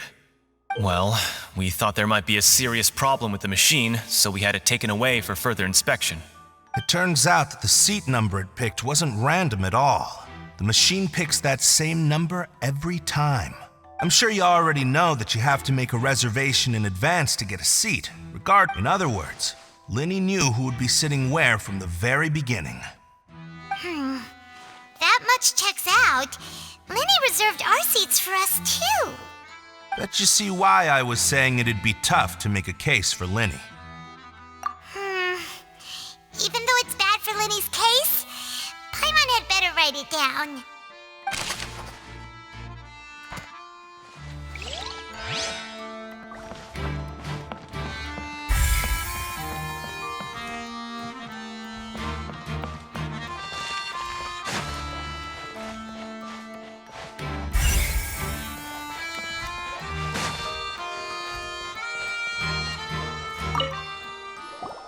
I see that you're investigating the area.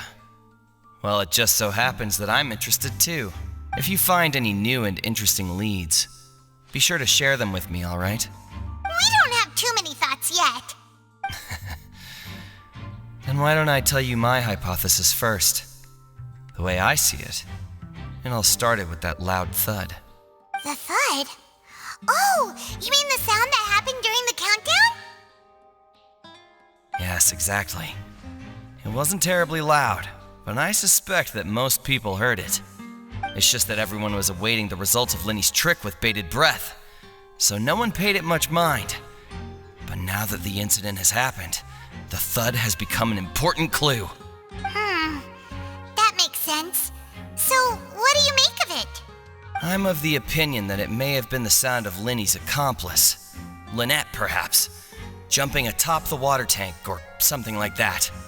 And when the pyrotechnics went off, she cut the rope, sending the water tank crashing down. But wasn't the noise we heard too loud for that? Perhaps the balance wasn't right, leading to a particularly rough landing. Oh, that's true. I suppose I must reconsider. That does remind Paimon, though. What was with that sound?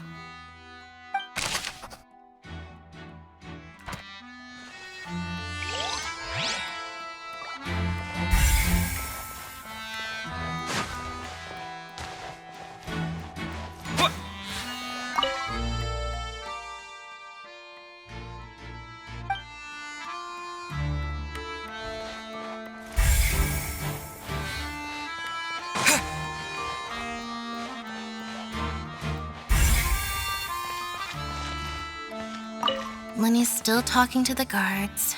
It seems he'll have a lot of explaining to do. I think someone will be assigned to monitor us later, but that's alright.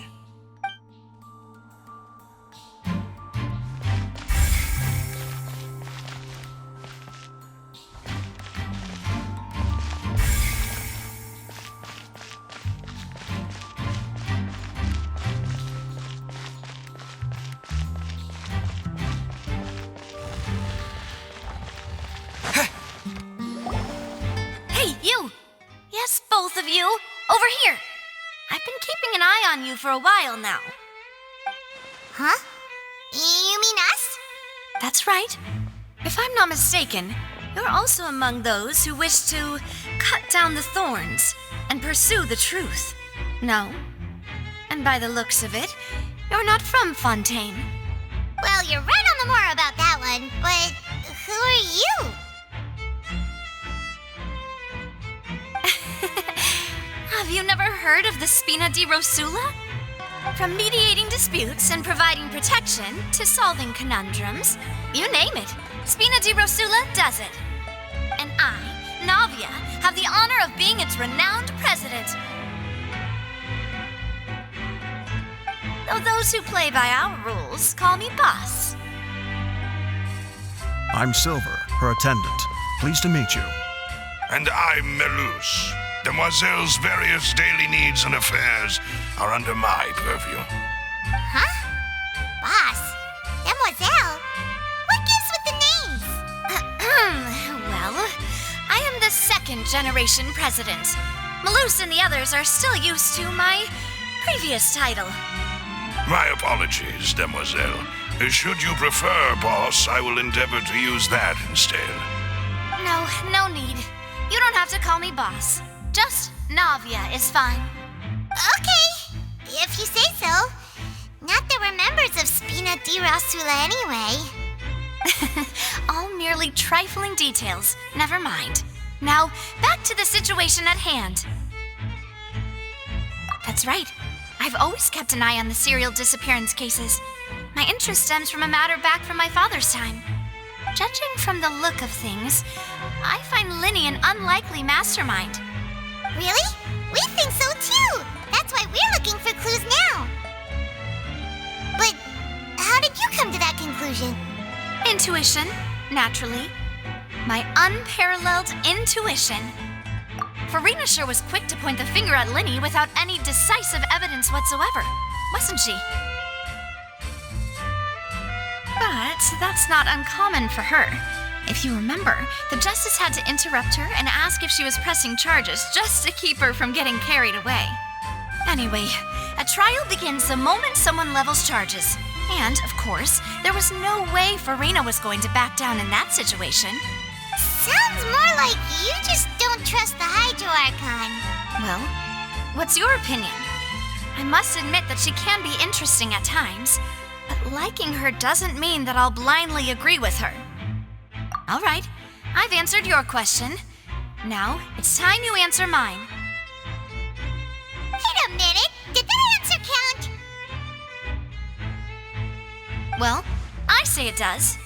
But don't worry, you won't hear any pointless questions from me. In your opinion, do you think it's right to treat a trial like it's an opera? Well? And why would that be? See, Silver and Melus? I told you they'd be different. Most astute of you, Demoiselle. I too think that the traveler's response was most excellent. No matter how wonderful the script or how fervent the audience's expectations may be, the trials that go on stage here must be based in fact. And if that can be done, boss, then... All right, that's quite enough, Maloose. Anyway, I like your answer. You passed with flying colors. Now, I need to make some preparations, following which our joint investigation shall commence. You two shall be my assistants. Wait! Since when did we become assistants? Well, I can be the assistant. Sure. Or your companion, if you like. I'm really not that fussy. That's more like it. Far be it from me to brag, but I believe that Demoiselle's intuition will be instrumental in uncovering the truth. You wish to save a friend from false accusations, and we wish to unravel the disappearances. In this sense, our goals are aligned. You have a point. You're quite the talker, aren't you, mister? And what about you over there? What do you think? You seem like you've got something on your mind. I have nothing to add. Oh, alrighty then. We'll be making some preparations first. Just be sure to let us know if they start revealing Linny's tricks. Thanks!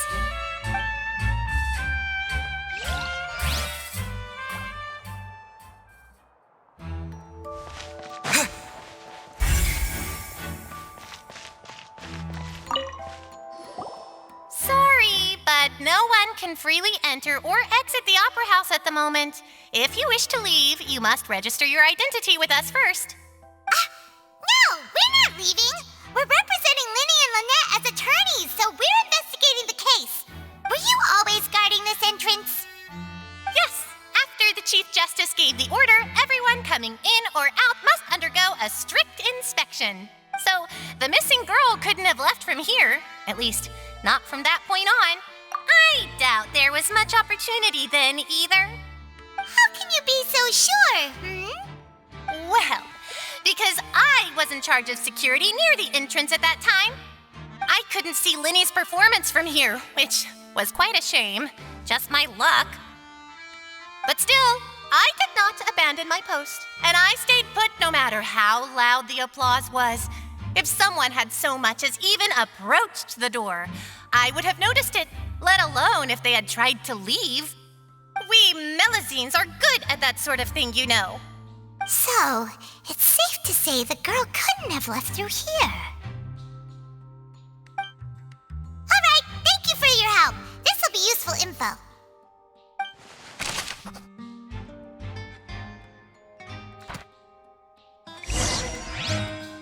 We've checked everything of note here at the performance venue. Paimon wonders how Linny's discussion with the guards is going. Let's go see, shall we? Ooh, things are getting interesting, huh? We're about to see how magic is made.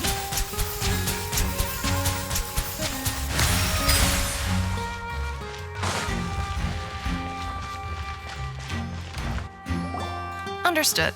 Then I will be going with you. Just so you're aware, I will be monitoring your actions and making notes as necessary. Very good. Thanks for being so agreeable. I'd pull a rose out of my hat as a gift for you if I could. You may spare the pleasantries. I'm just doing my job. You've arrived. Who's this? Me? I'm Spina di Rosula's guardian angel. If you've got a problem, I've got the firepower. Sorry, I got a little carried away there. Call me Navia. I'm a partner of theirs and will be helping investigate this whole situation. And these are my companions. Would you mind if they join as well? Fine by me. Oh, new helpers? I would be most grateful. Well, let's just say we're tagging along.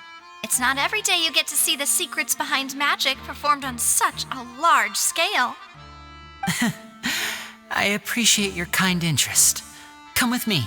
We'll be heading below stage. Huh?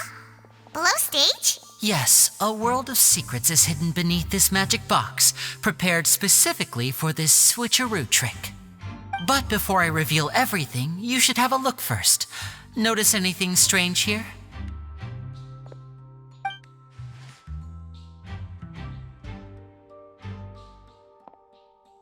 I'm not trying to be dramatic.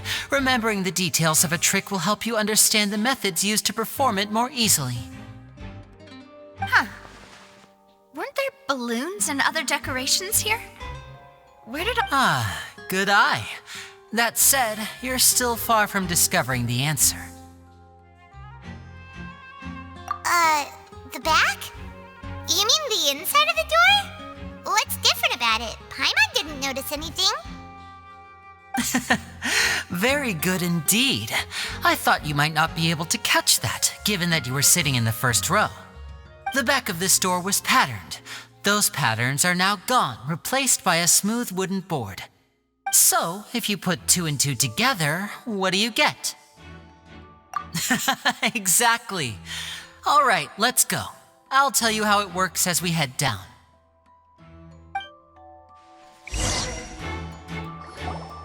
Oh, so there was a passageway under the magic box! I knew you'd figure out most of it as soon as you saw this place. The 2 magic boxes are positioned right above the 2 entrances of the tunnel. See this flatbed trolley? The box with the lucky audience member in it would be shuttled over to the other side using the trolley. This trolley can raise and lower and even rotate, ensuring that the box will face in the right direction. I see. So that's the purpose of the box inside another box. Precisely. The inner box would descend after the audience member was put inside and be moved along the trolley, all while the outer box would remain on stage as if nothing had ever changed. So that's how you did it! Once the box was lowered, the trolley would store some energy through this device here, with which it would complete the rest of the steps. The audience member would only be able to feel some slight movements in the dark, and by the time she walked out, she would already be back on stage. Right! You were talking that whole time, and you even came out for a moment near the end! Ah, yes. A phonograph operated by Lynette was used to achieve that effect. My assistant and I had already scripted our conversation beforehand. When the countdown began, I had already gone to the opposite box via a tunnel using that ladder. And what about Lynette? Where was she? I was in the mezzanine space in the back of the box. Oh, interesting! That's how we were able to coordinate Linny's lines with the assistant. And by the way, I was the one who walked out of the box at the end. I mean, we are twins. All it takes is a change of clothes and no one can tell who's who. And that's my favorite part of this trick. Only Lynette and I can perform it.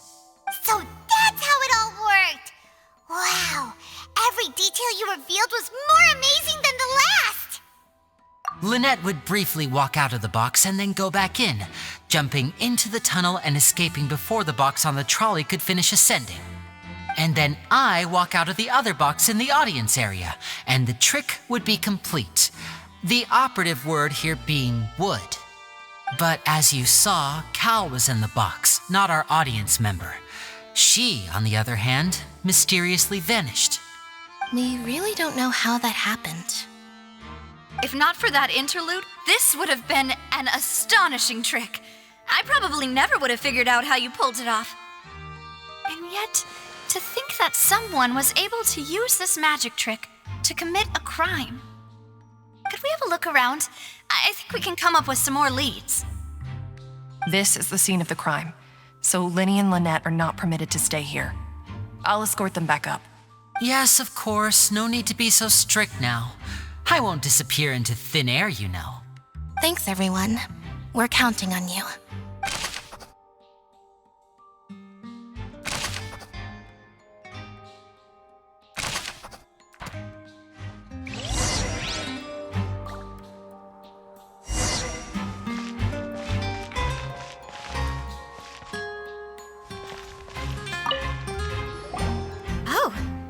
These are the clothes that the lady chosen from the audience was wearing, right? Her clothes are here, but she's nowhere to be found. Right. And do you really need to do that if you're kidnapping them? Ugh, this is so confusing. Paimon doesn't want to be a detective anymore.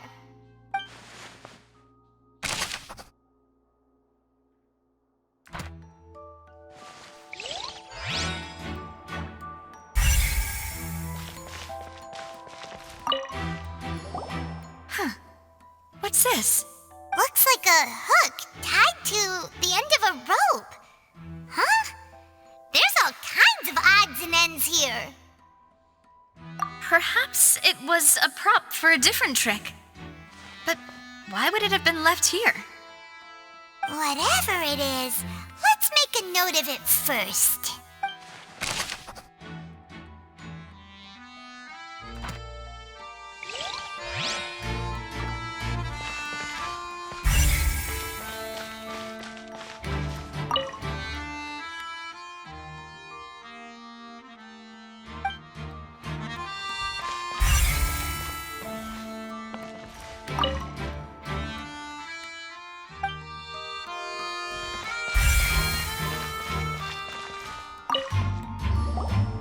The floor is wet. Please be careful not to slip.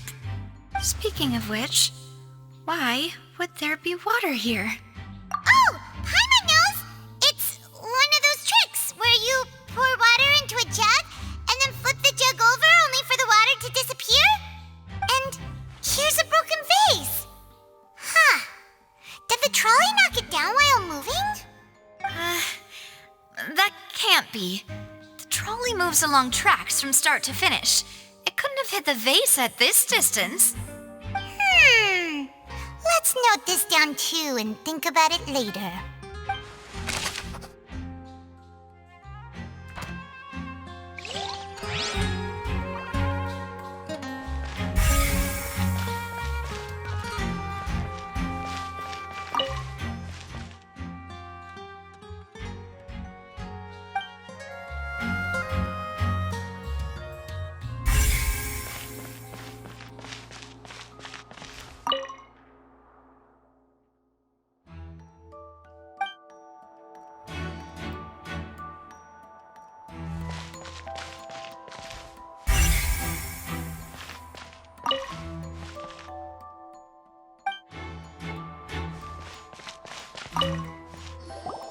What is this place?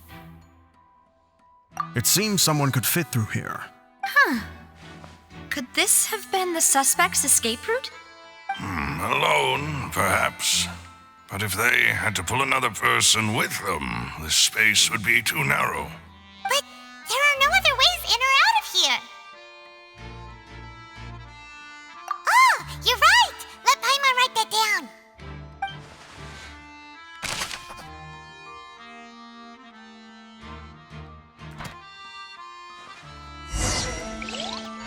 Seems we're just about done investigating down here. Yes. Let's head back up.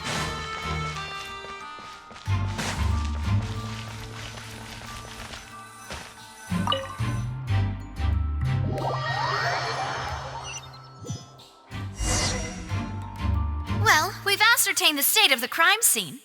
Let's find a place to sort out our findings once Malus returns. Seems to me that there are several things that don't add up here. Apologies for the wait, demoiselle. So, what did the guards say? Did the criminal escape through the vent?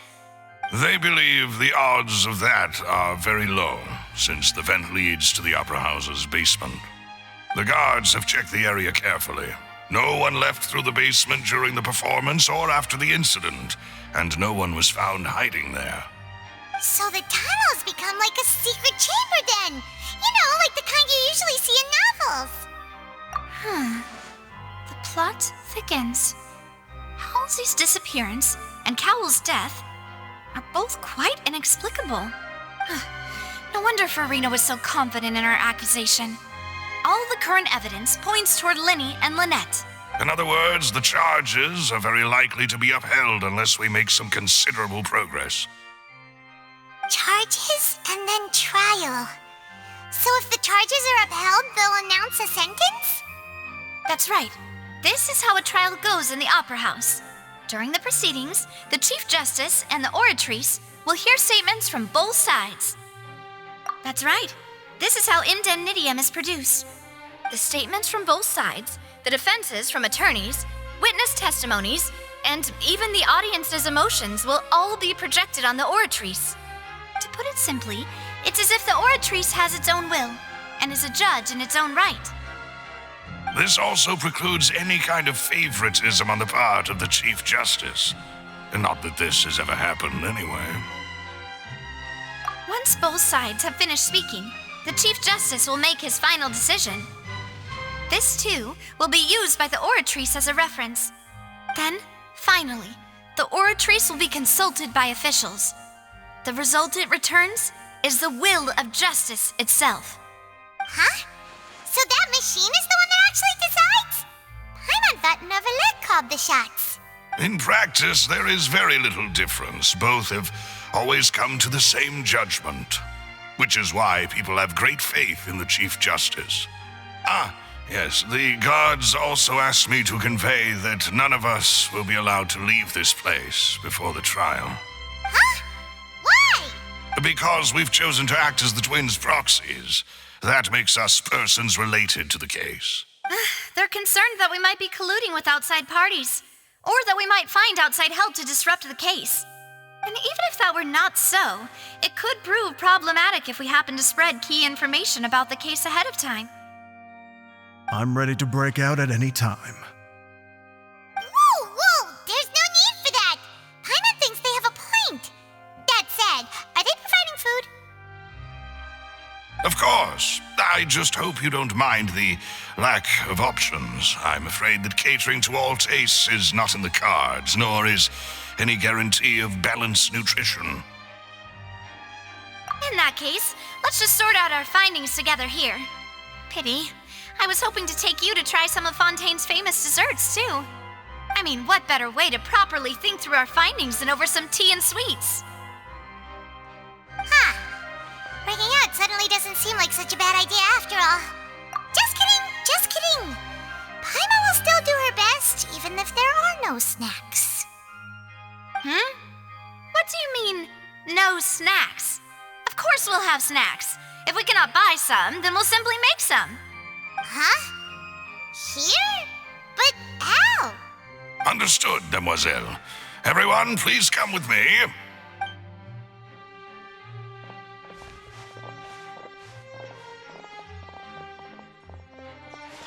Wait, you're carrying a portable stove with you?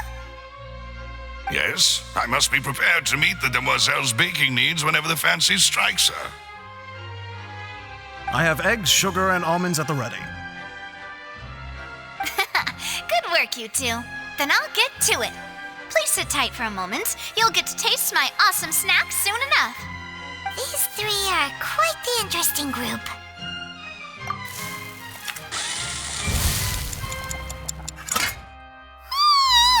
And Paimon thought it smelled good while it was still in the oven. Oh, it's even better now. Paimon can't stop drooling. From the way you had these two guys carrying all that stuff around, Paimon thought you'd have them do more during the baking process. But you ended up doing the entire thing by yourself. Beating the egg whites, grinding almonds, everything. I was applauding. And I was giving encouraging smiles. Paimon was just thinking, aren't you worried about getting your fancy dress dirty beating egg whites and baking like this? Well, I don't think it's carved in stone anywhere that fancy ladies can only read books, sip tea, ride horses, and play the piano. I just really enjoy making snacks. Don't underestimate beating egg whites, by the way. It's a real arm workout. You also need to beat them to just the right consistency, or your macarons will crack. Anyway, give these a try, fresh out of the oven. There's 3 for each of us. Only 3? Well, eating too many sweet treats might send all that sugar to your head. You wouldn't be able to think clearly about the case on a sugar rush, would you? Tea is ready to be served as well. This is Demoiselle's favorite, strong black tea with a floral fragrance that clears the mind and lifts the spirit. No need for concern. I'm merely doing as I should.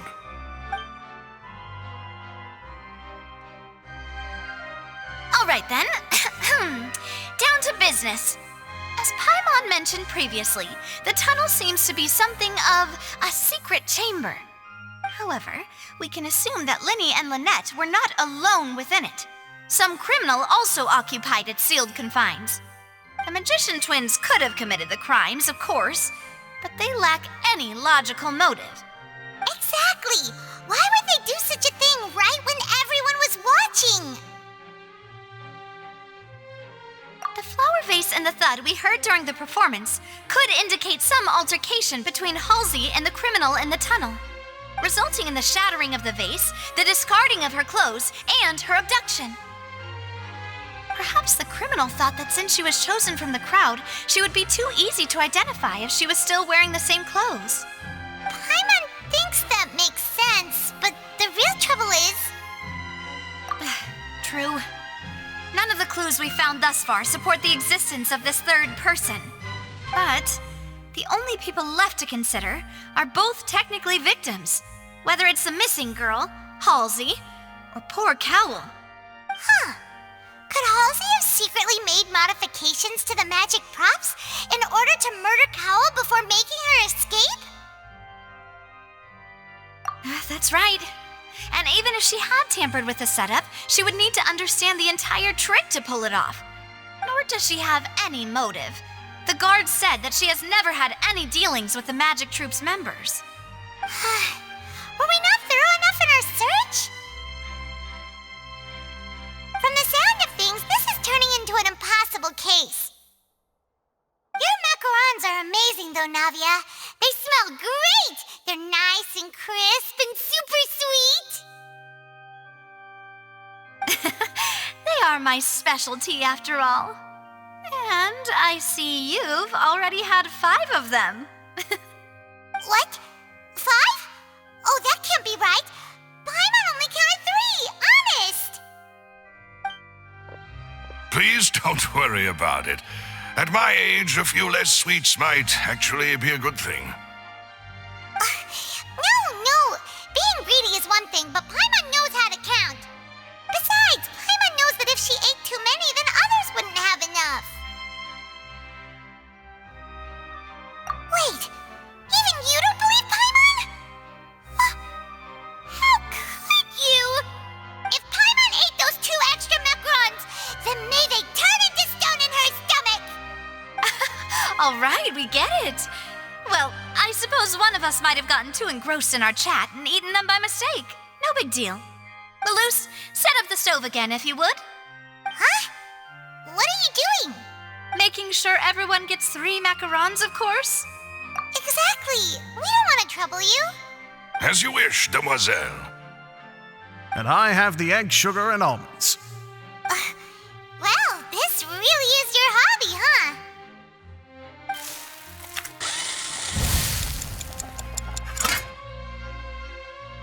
Well, that's it for snack time. I'm going to have another look around the area. I don't know what we're looking for yet, but we've still got some time. As attorneys, I suggest the 2 of you think the case over again. It would be awkward if you got all tongue-tied on stage during the trial. All right, thanks for your help and for the snacks. It was nothing. A small task for the Spina di Rosula. Silver, Malus, it's time to go. I'll be back if I find anything new. All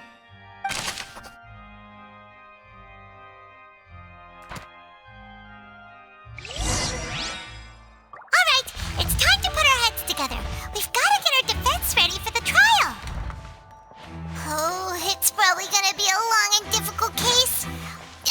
There's no point in worrying about that now. We just need to prepare. Here, take Paimon's notes. They should help you review the situation.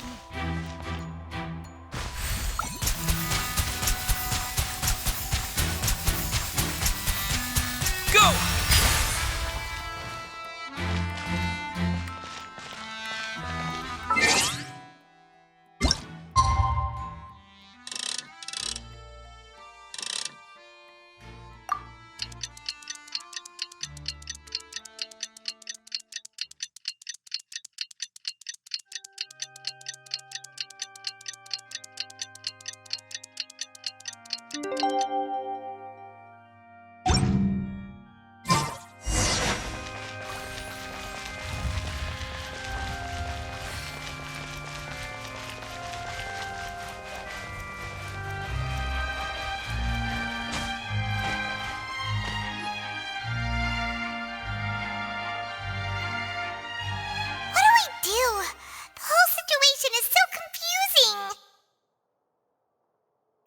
understand.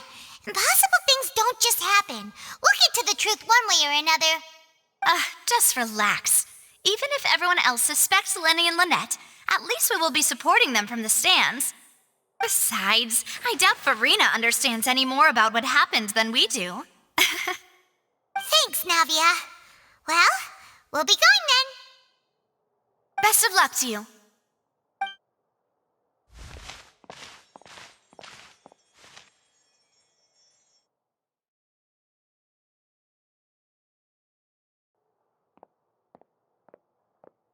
Finally, you're back.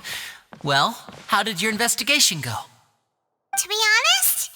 No. We're already very grateful that you were willing to help. Well now, don't you all look disappointed? Don't tell me that your investigation came up empty-handed. That was to be expected, of course. The guilty can never produce proof of their innocence. But don't let that stop you. I shall be terribly disappointed should you, my most anticipated foe, concede so easily. Since both parties are present, I declare that firstly, in order for the audience to understand the causes and results of the incident, could we please have Mr. Linney explain the trick? Yes, of course. I will explain while Lynette demonstrates on stage. All the necessary items have been prepared.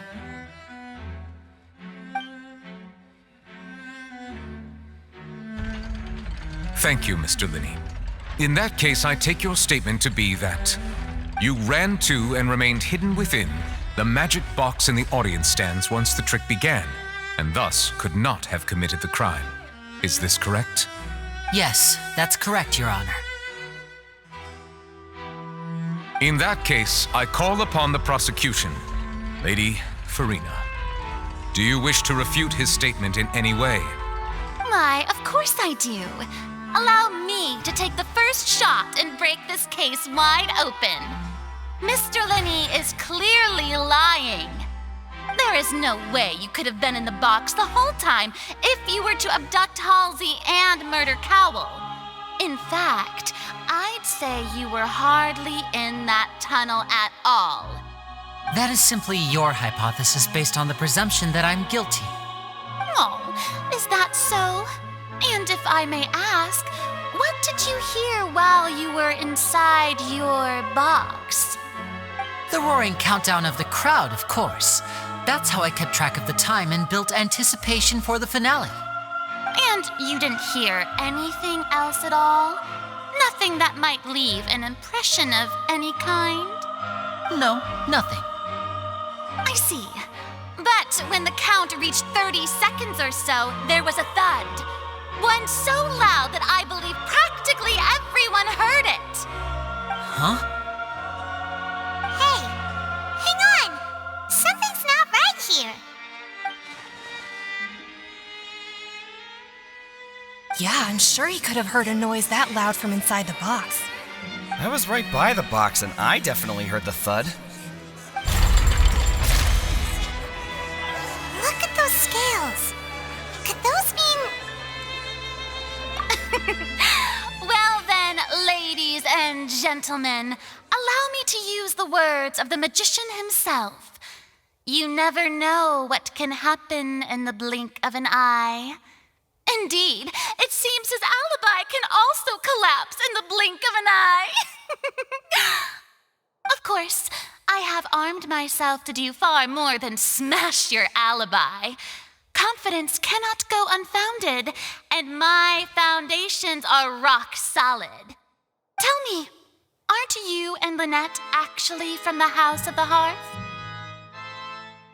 The House of the Hearth?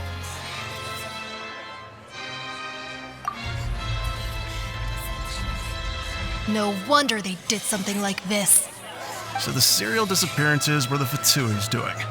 Now it all makes sense. I've got a feeling that what happened on stage probably wasn't just an accident. That's irrelevant. Our identities have nothing to do with what happened. Indeed. Then perhaps you could tell us everything that happened during that 1 minute. is to prove yourself innocent after all. I'm sure there is little that needs to be kept secret now. Unless your script already has holes in it. The Outlander is speechless. My, oh my, don't they look flabbergasted? Now comes the infighting and discord, I suppose. This was almost too easy. Good thing I made all those preparations. Seems the all-nighter I pulled last night is really paying off. Hey, Linny! Why didn't you tell us this before? Order! Order! Mr. Linney, allow me to re-establish the facts. Lady Furina has raised 2 points.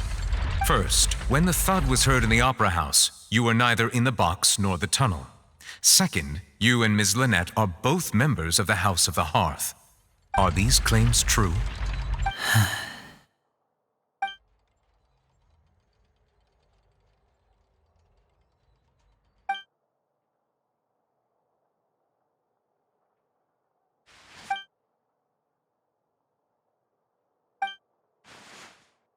Please answer my question, Mr. Linney. I'm sorry. Yes, they're true, Your Honor.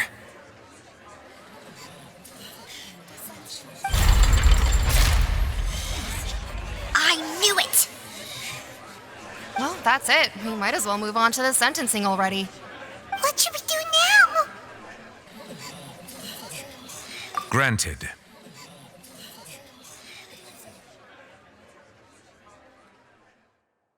In that case, what is your request? Is that really necessary? They're already as good as guilty. The defendant deceived their own attorneys. What is there left to discuss? Order! Order, I say! Your request is reasonable, and we shall adjourn. This trial will reconvene in 1 hour. So you would stick to Mr. Linney's defense even after knowing what you do now? You certainly have more professionalism than I thought. In that case, my dear audience, let's allow the joy of victory to steep for a little while longer.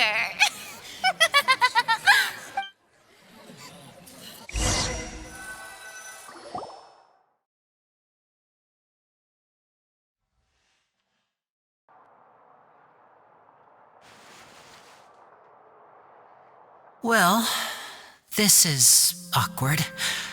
I didn't think the Hydro Archon would dig all that up. I'm sorry, Traveler and Paimon. Yeah, sorry. Paimon doesn't know where to start. We trusted you two. We based our entire reasoning on the assumption that you weren't bad guys. Not to set the wrong tone or anything, but Paimon's really mad. I'm very sorry. I know you're angry, and reasonably so, but please, let me explain. I know you've clashed with the Vitui several times before. I wouldn't be surprised if just hearing the word is enough to make you upset.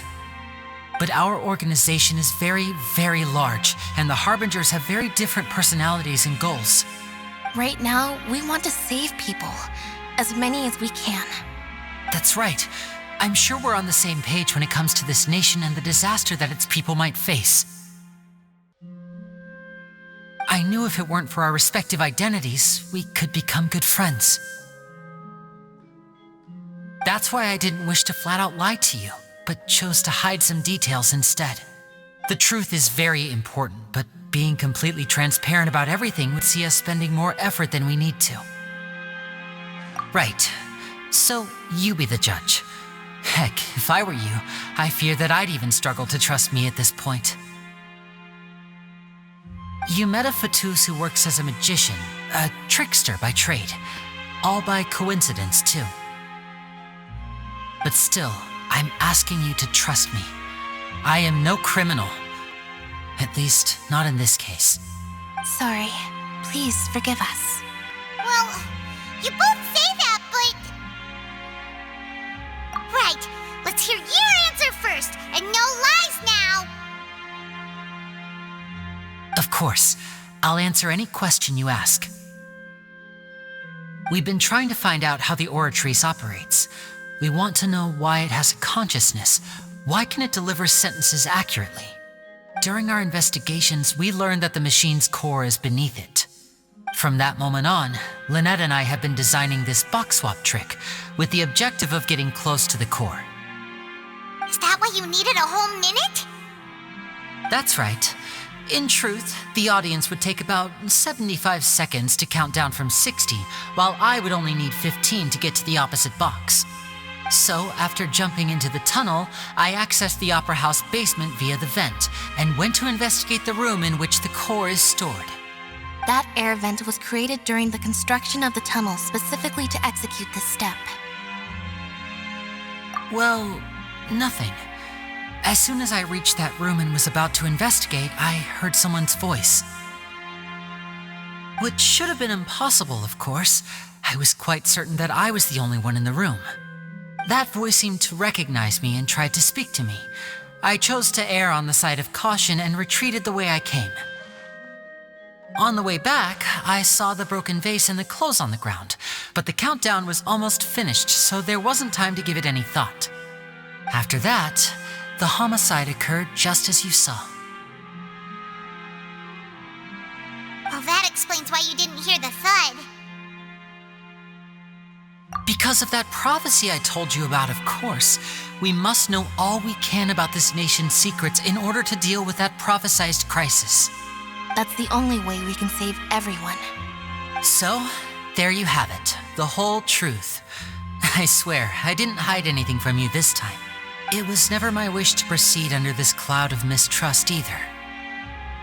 But like I said earlier, you can be the judge. If you want to leave because you don't trust the Fatui, there's nothing I can do to stop you. Well, Traveler, you decide.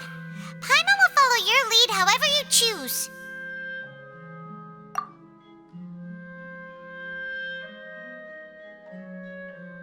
Okay, thank you. Thanks for giving us a chance. The current problem is that the scales are tipped pretty badly against you two. If we want to refute the Hydro Archon's accusations, we're gonna need a seriously watertight defense. Huh? Oh, Paimon thinks she gets what you mean.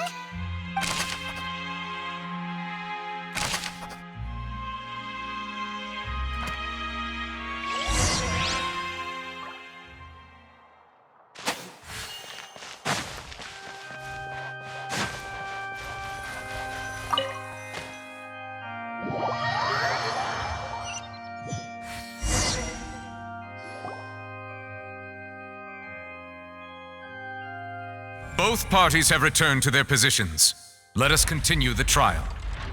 When last we left off, Mr. Linney acknowledged the new evidence presented by Lady Furina as fact. Therefore, Lady Furina may continue stating her reconstruction of the events. That took long enough. Now then, if everyone would lend me their attention. At this stage, let's revisit that scene from Linney's perspective.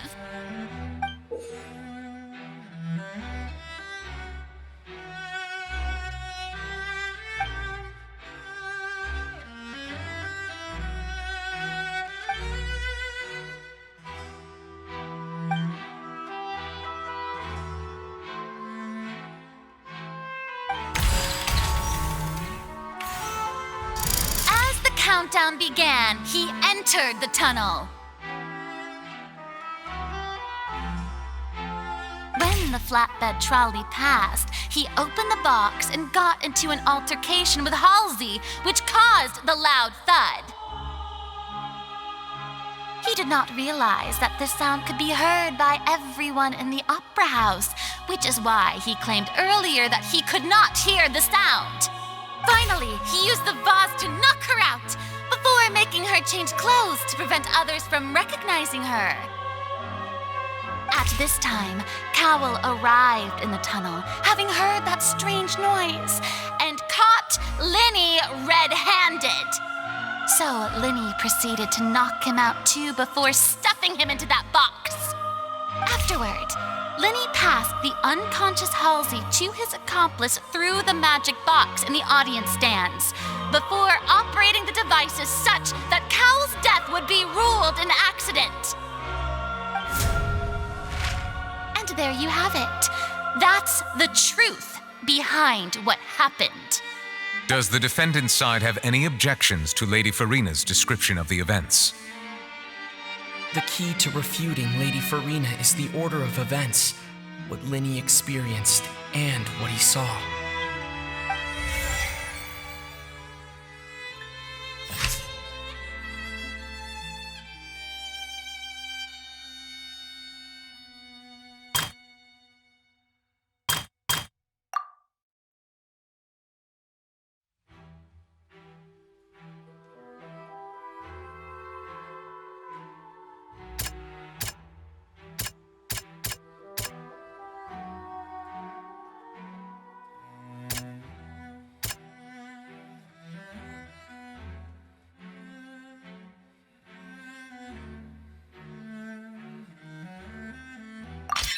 According to Lenny, he left via the vent after entering the tunnel.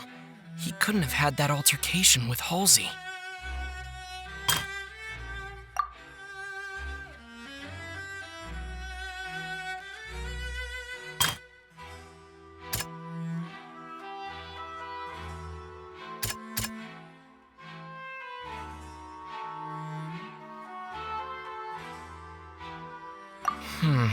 Seems this won't produce a particularly effective rebuttal.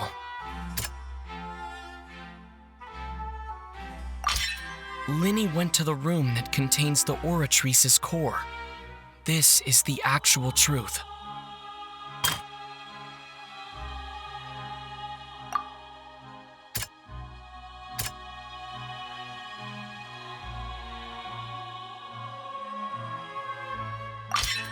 Lenny did not take part in the underground altercation. He only witnessed traces of the aftermath. Attention! Ace Detective Paimon has something to say! When the countdown started, Lenny did indeed go into the tunnel.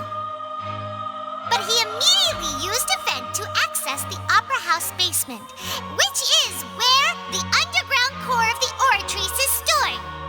Once he reached that area, he heard a voice in what should have been an empty room. Since he felt something was amiss, he returned immediately. The crime scene had already developed by the time he reached the tunnel again, and in order to complete the magic trick, he did not remain there for any length of time. Finally, he reached the surface, and that was when the accident happened from his point of view. Therefore, he's innocent!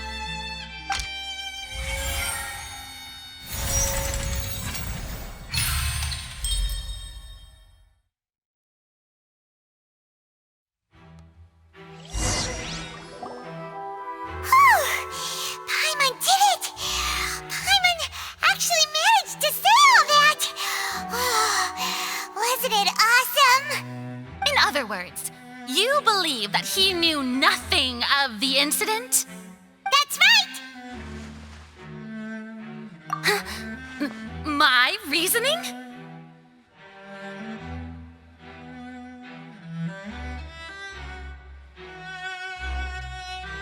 If that's the case, then if Cowell hadn't entered the tunnel, who was the entire setup meant to kill? Assuming that what you say is true, Lenny only needed to kidnap the young girl to cause a new disappearance case. What would the point of killing someone on stage be? Oh, they have a point. That's right, you tell them! And that's why they're partners of mine. They've managed to turn things around. Oh, well, your denial is very strident, I'll give you that. But what proof do you have to back your claims? Of course I do. If he had been in the magic box the whole time, how could he have not heard that sound? Why do you ask? You're saying that he wasn't.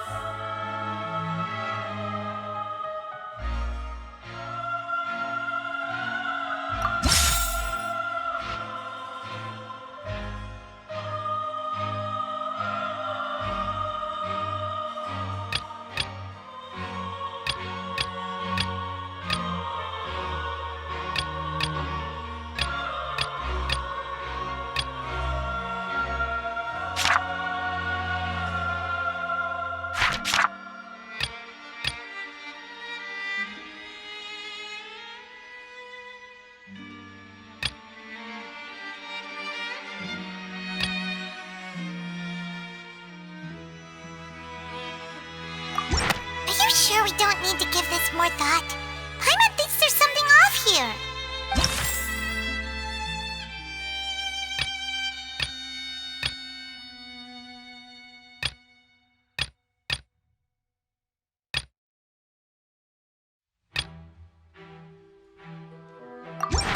That's right! Lenny wasn't in the box or in the tunnel. That's why he didn't hear anything strange during the performance.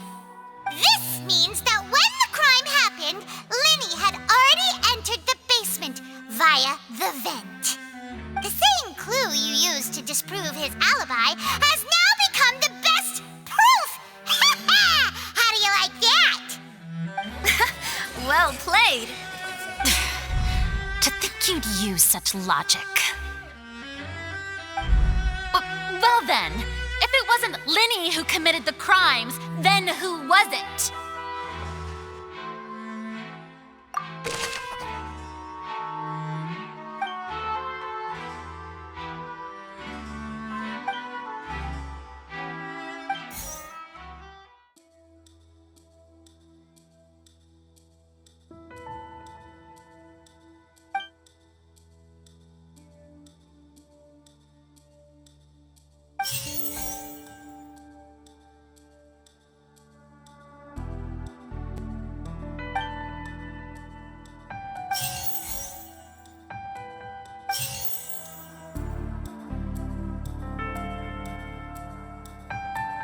The deceased's name is Cowell, Lenny's assistant.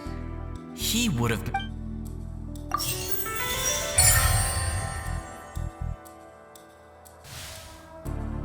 Huh?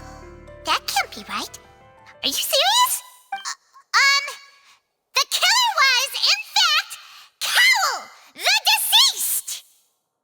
Oh, is that so? How interesting! Let's hear your reasoning then. What I must do next is recreate the truth. What Cowell did, and how he went from would-be perpetrator to victim. No one entered or left the Opera House through its entrances. So where would the criminal have wanted to take Halsey?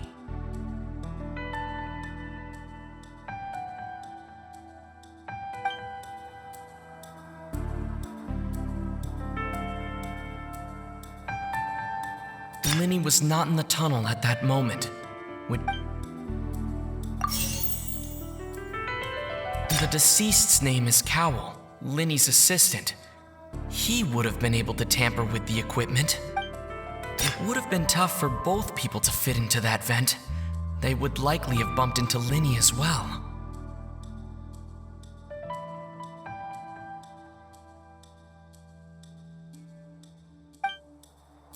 Lenny was not in the tunnel at that moment. The deceased's name is Cowell, Lenny's... It would have been tough for both people. Halsey's clothing was in the tunnel, so there must have been some fear that she would attract attention. No one entered or left the Opera House through its entrance. The sound we heard may have come from a clash between the missing Halsey and the...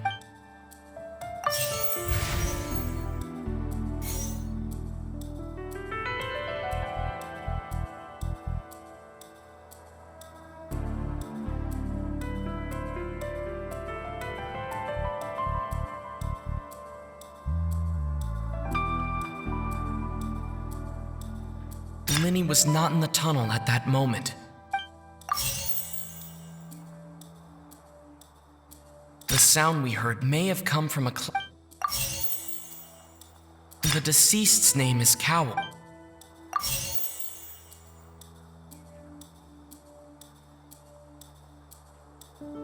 No one entered or left the Opera House.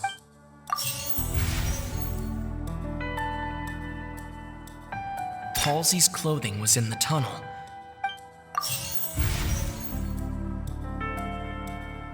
It would have been tough for both people to fit.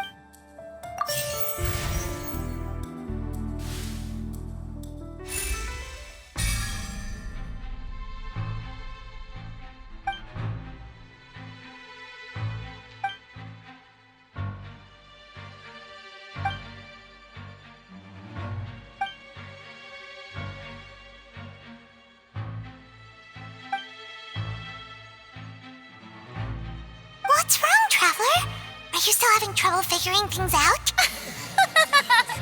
I see how it is. So this was all just a bluff. And here I thought you had something to show for it. But it seems you're still far from the truth. Look, since we're at a dead end, why not consider a different track? Just like the trick as it transpired, the end result must have been utterly different from the magician's initial design. If only we knew how Halsey disappeared. Well, that would be nice, but the tunnel only has 3 exits, and none of them seem very likely. And it's not like this is a magic trick where you can just make a real live person disappear. You know, like you did from that water tank, Lynette. Excuse my interruption, dear opponents, but do you not see that the crowd is growing impatient? There is no greater sin in this opera house than an awkward delay in the performance.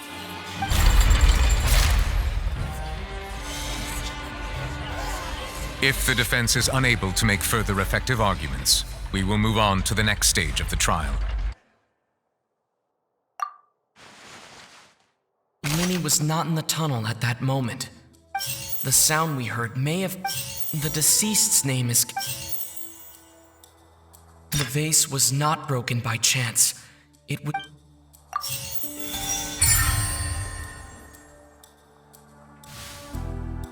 Oh! Paimon gets it! It all comes together if Halsey disappeared instead of being kidnapped. Lynette escaped from the water tank, vanishing gradually and leaving only clothes behind. If there's a similar method where a person could be transformed into water... Just a moment, please. I do hope you know how preposterous you sound at the moment. How could a person ever be transformed into water? This is reality we're talking about here, not some magic trick. Must we really? I should think that if magic tricks are ultimately just illusions and misdirection. But Halsey's disappearance is very real. We're talking about 2 completely different things. Even so, I trust the traveler's judgment. The truth must be out there somewhere. Perhaps some new line of reasoning may open if we try to gather all the focal points that don't make sense. Since Cal was the deceased, we haven't placed much attention on him. But given that we aren't making much progress with the case, it wouldn't hurt to have a look at his belongings, would it? People really do come up with all sorts of harebrained schemes when at the end of their rope. The way I see it, your suggestion that we broaden the scope of our investigation is nothing but a tactic for stalling the trial. Nevertheless, I believe that this is a reasonable request on the part of an attorney. Since the trial does indeed appear to be at an impasse, I believe that additional evidence may help us make more progress. Guards, please step into the lounge and examine the personal effects of the deceased Cowell.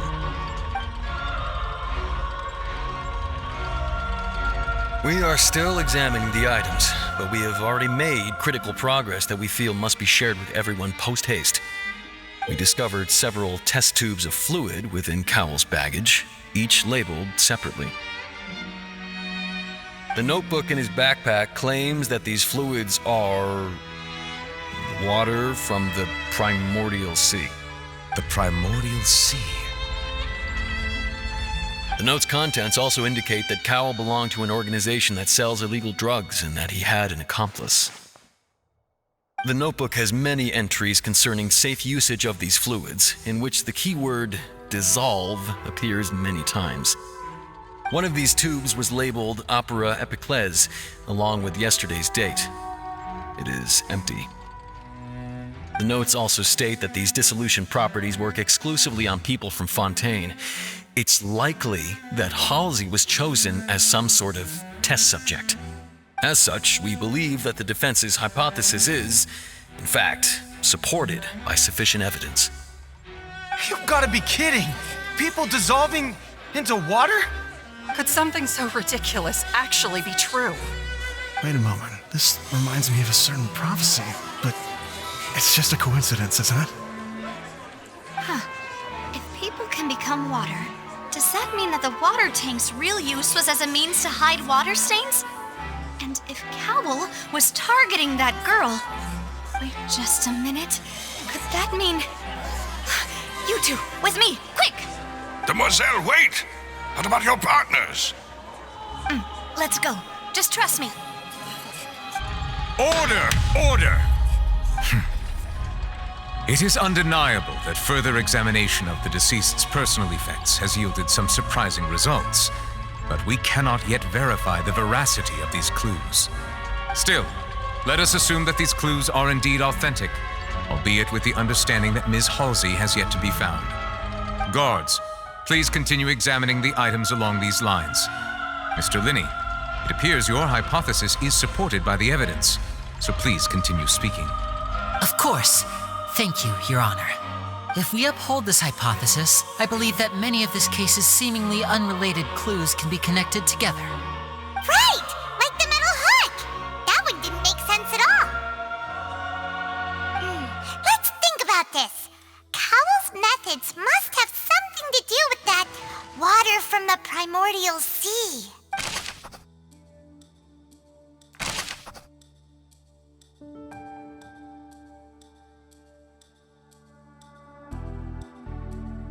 Lynette was in the magic box on stage the entire time. Did she have something to do with this? I remember there was something else within the inner layer of that box. The rope that held the water tank up was lit by the fireworks and snapped. As such, the focus here is on the water and not the tank.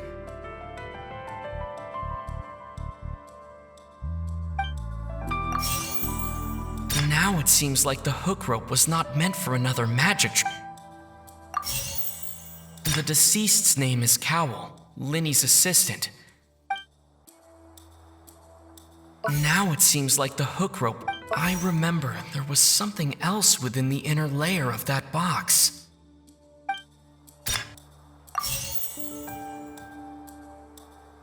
The water from the primordial sea should already have been prepped before Halsey entered the magic box.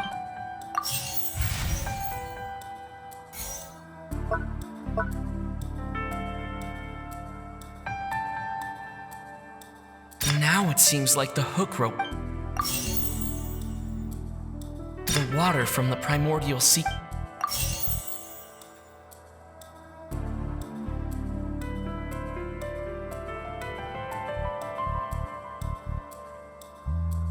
Lynette was in the magic box on stage the entire time.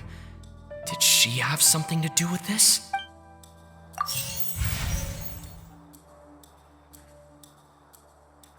The rope that held the water tank... I remember there was something...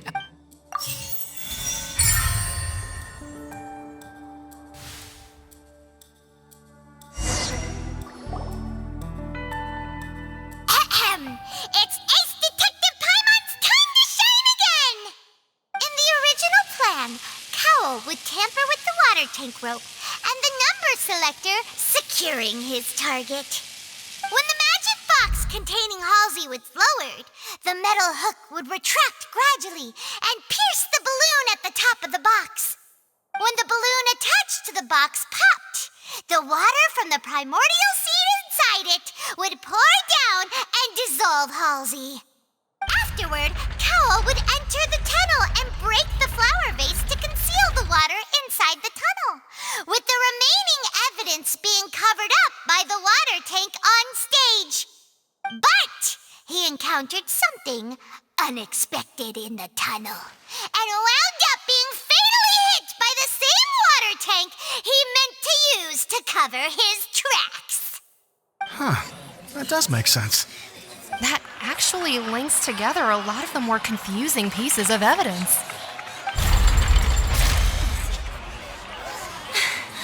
Oh dear, what do I do? Even I think they sound convincing now. Have I falsely accused an innocent person?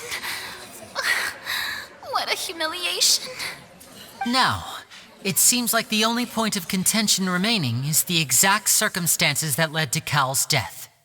His notes mentioned he had an accomplice who could be related to the situation. On that note, the guards have just contacted me indicating that they uncovered new evidence.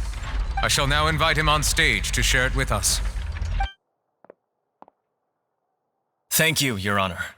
We were just inspecting the luggage of the other people involved in this case. And we found an identical sample of the water from the primordial sea among Linny's personal effects. What? That can't be. Oh, I see. Well, how wonderfully comedic to have your own counterattack only to come back and wound you. Does this not clear all doubt? My dear citizens, my loyal audience, allow me to present my reasoning and bring this performance to a swift close. Linny did not need to take part in the dissolution of the young woman at all. Indeed, he did leave the scene via the vent. Having made modifications to the props beforehand, his accomplice Cowl then caused Halsey to vanish using the water from the primordial sea.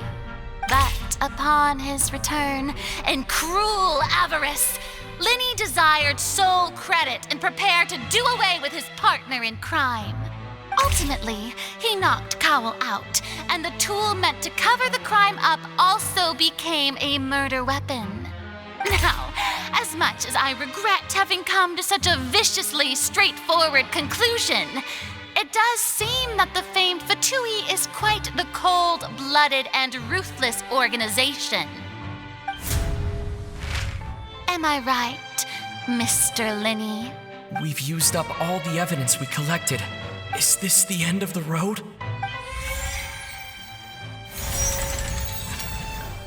Oh no! Paimon can't think of anything either. Seems using the water as new evidence was too good a move. I think we've all seen enough now.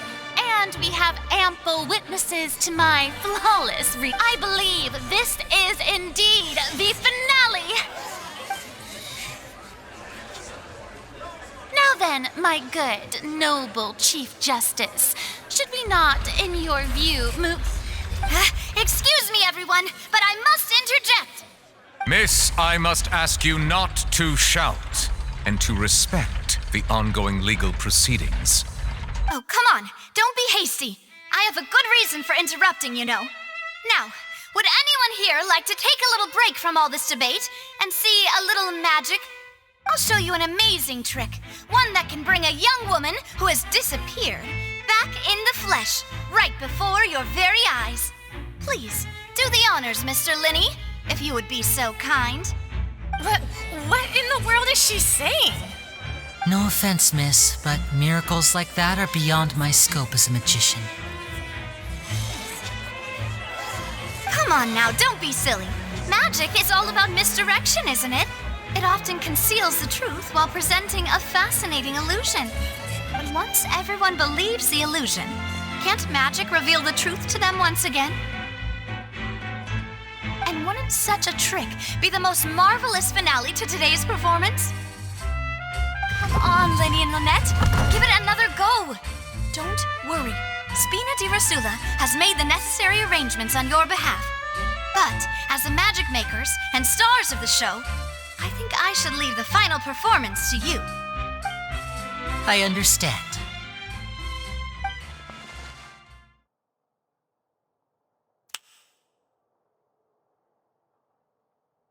And voila!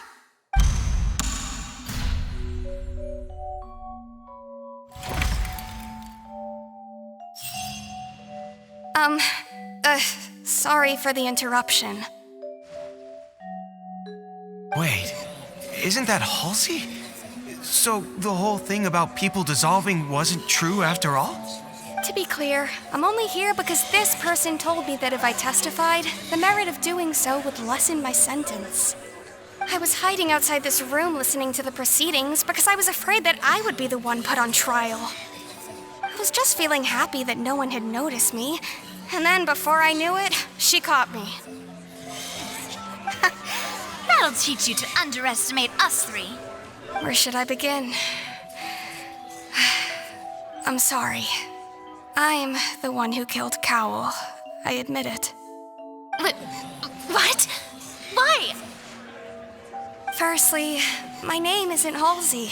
It's Lillian, and I'm originally from Mondstadt.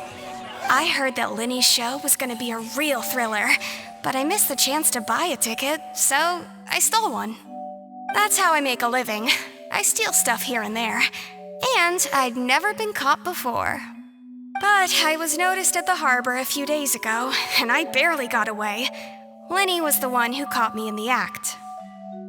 Hey, no wonder you look familiar. So you were the thief. Linny even mentioned that you were pretty skilled.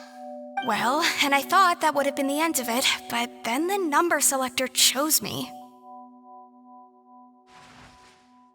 He even mentioned the Fortress of Meripede. That's a prison, isn't it?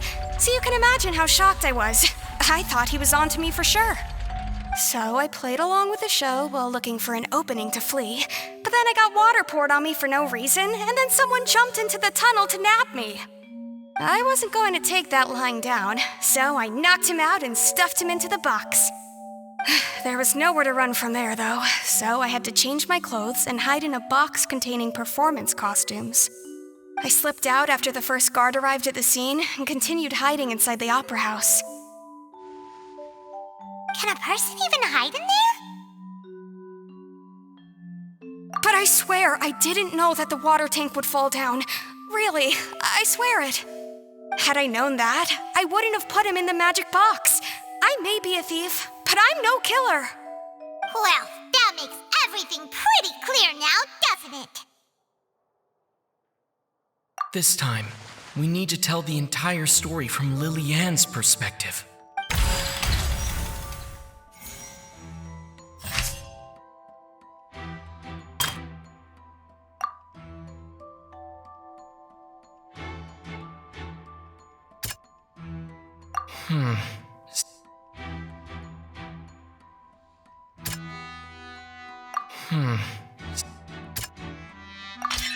The strange sound wasn't from a fight. It was Lily-Ann's attempt to break out when she was frightened.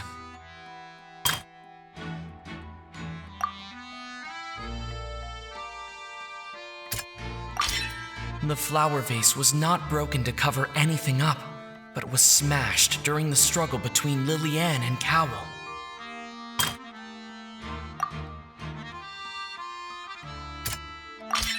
Lily-Ann was afraid that she would be recognized if she left, so she changed clothes and hid, biting. And it's Ace Detective Paimon time! Having been selected out of the blue, Lily-Ann panicked. Her panic only intensified after she entered the tunnel and had water poured on her head. So hearing the commotion, Cowl leapt into the tunnel, only to discover that Lily-Ann had not dissolved.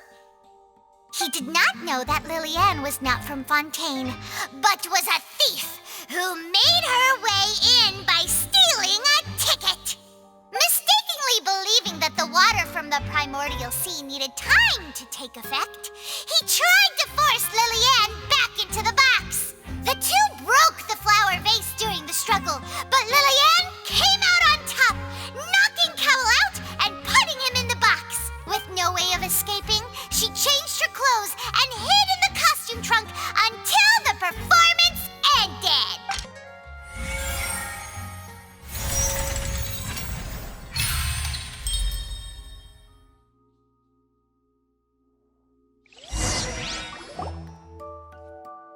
She knew that she would have to go through guard inspection if she tried to leave afterward.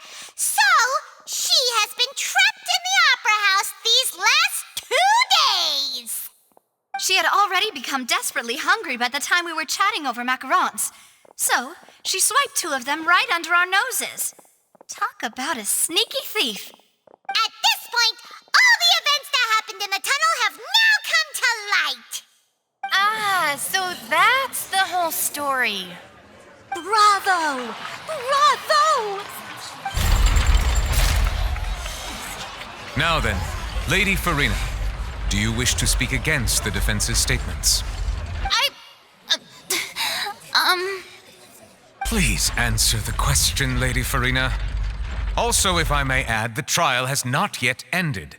As such, I request that the prosecution not leave the room before the proceedings have concluded. What, are you reading my mind now? No, I have no further arguments. I admit defeat. But really, could you at least have left me with some dignity? Wow, look at that! She's like a deflated balloon now. If there are no objections, then as the Chief Justice of Fontain, I shall once again repeat the full sequence of events. The actual perpetrator of the serial disappearances, Cowl, selected his next victim from the audience reservation list. With some modifications to the selector, he could ensure that the pre-selected young woman would be chosen. To cover up any evidence while committing the deed, Cowl thought of allowing the water tank to fall, which would conceal the water left behind after the young woman was dissolved. He also tampered with the rope suspending the water tank, using the fireworks at the end of the performance to cause the tank to drop and hide the watermarks. He poured the water from the primordial sea into a balloon during the preparation of the magic box and stuck it to the box's lid. Finally, he passed the prepared hook on a rope through the gap in the magic box's door when bringing the young woman to said box. When the magic trick officially began, the box containing the woman was lowered into the tunnel, tightening the hook rope and bursting the balloon containing the water. If all had gone to plan, the young woman would be dissolved at this time. However, Liliane was not from Fontain and thus fled the box with a loud noise.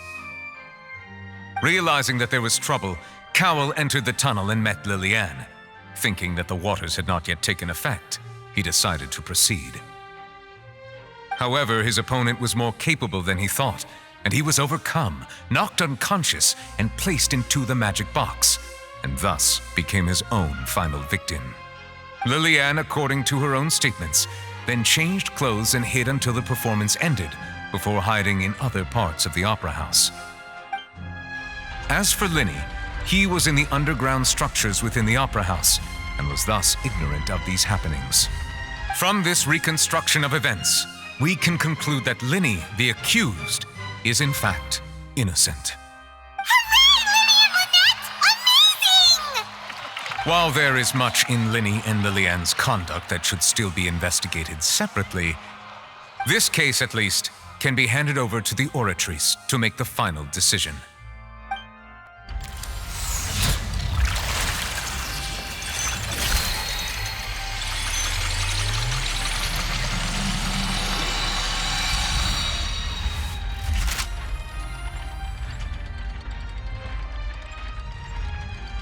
As such, Linny and Lynette are officially declared not guilty.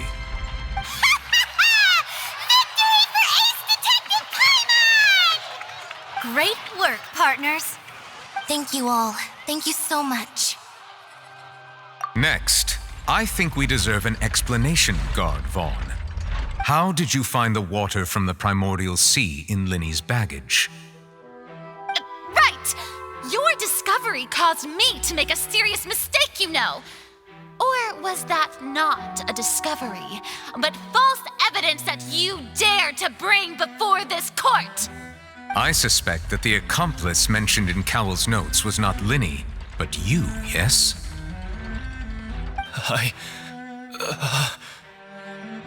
I'm sure you know what you must do to lessen your sentence. Speak quickly! Unless you want to earn yourself a one-way ticket to Coupon Town. I was just following orders. We were supposed to place blame for the serial disappearances onto Linny, and thus cause suspicion to fall on the Fatui. The higher-ups said this was the best opportunity to do so. And now that your plan has fallen through, and the secrets of the water have been revealed, you have become a liability to said higher-ups, yes? Therefore, you would be wise to tell everything you know and seek the protection of the guards. Yes, I'll tell you everything I know. Our boss discovered that the water can cause people to dissolve. It can also be made into a potion, which when extremely diluted, can cause people to experience unforgettable exhilaration. We've been in this business for a while now, and have made decent more off it. The disappearances were also the boss's idea. I mean, this is the boss we're talking about.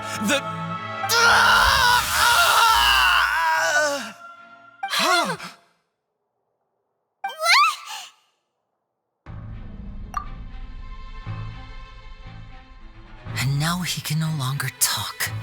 Such ruthlessness. I shouldn't have expected any less of them. An outrageous act. All present, please submit to inspection immediately.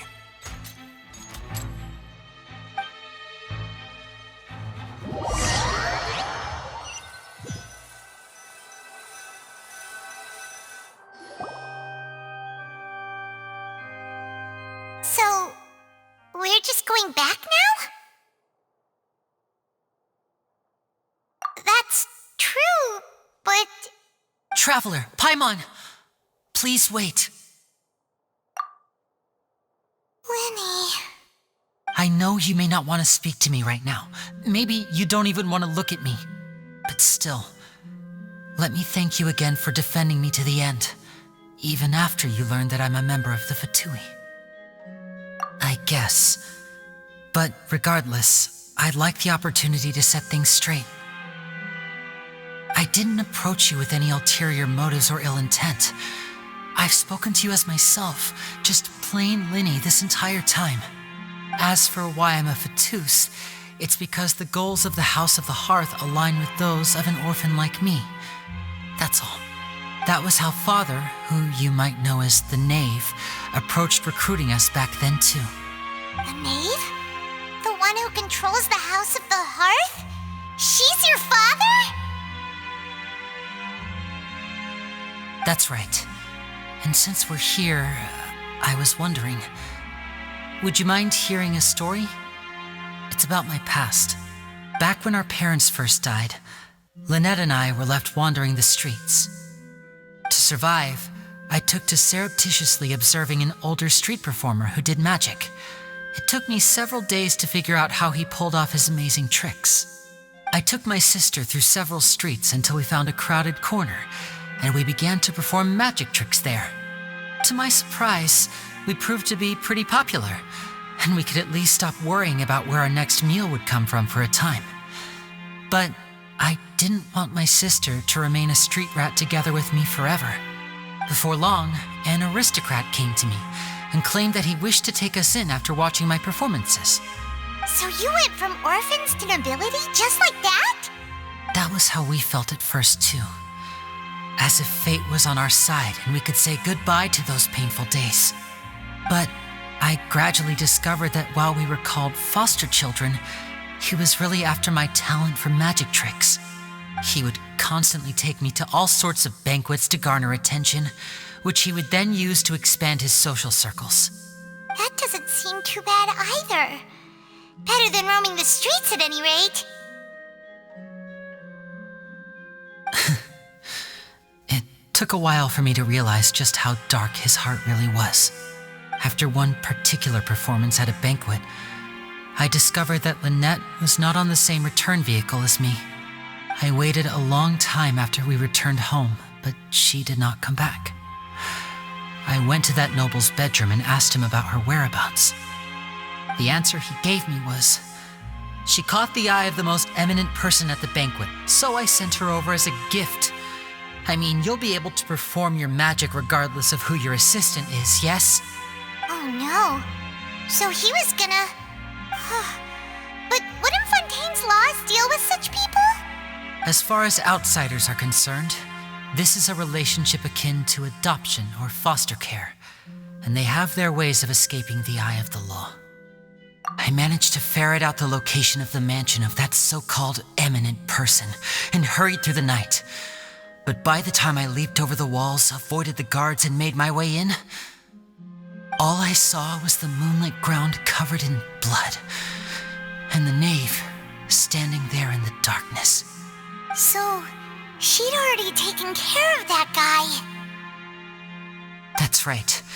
She had rescued my sister before she could come to any harm, and had even discovered several girls hidden in a basement, all of them orphans. Father, the knave, might have seen something in me, and so she made me an offer. The House of the Hearth welcomes you, for your interests align with ours. Here, none will ever betray you. Indeed, betrayal shall never be permitted here. I was hesitant to trust her. I had just been betrayed by nobles. But she was also quick to destroy the noble who had taken us in at first, giving us back our freedom. Oh, so that's how the two of you joined the House of the Hearth. She has her own plans. She has gained permission from the Tsaritsa to first use the Gnosis' power when she obtains it. She plans to use it to find a way to break the prophecy and save Fontaine. So, she believes in that prophecy too? That's right. The whole House of the Hearth is currently working to combat that crisis.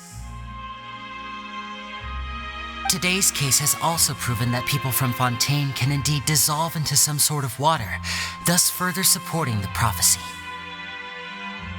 All of us house members here, Lady Arlecchino herself included, are from Fontaine. We won't give up on defending our homeland. To us orphans, the only connection we have left to this world, apart from our family, is our homeland. So, from small deeds like distributing magic pockets to huge schemes like stealing a Gnosis, everything is aimed at dealing with that prophecy. It's all right. I understand.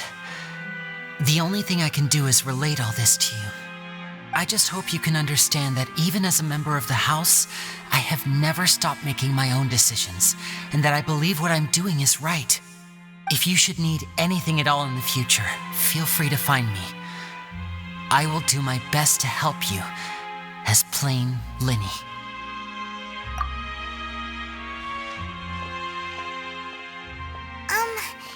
Bye, Linny!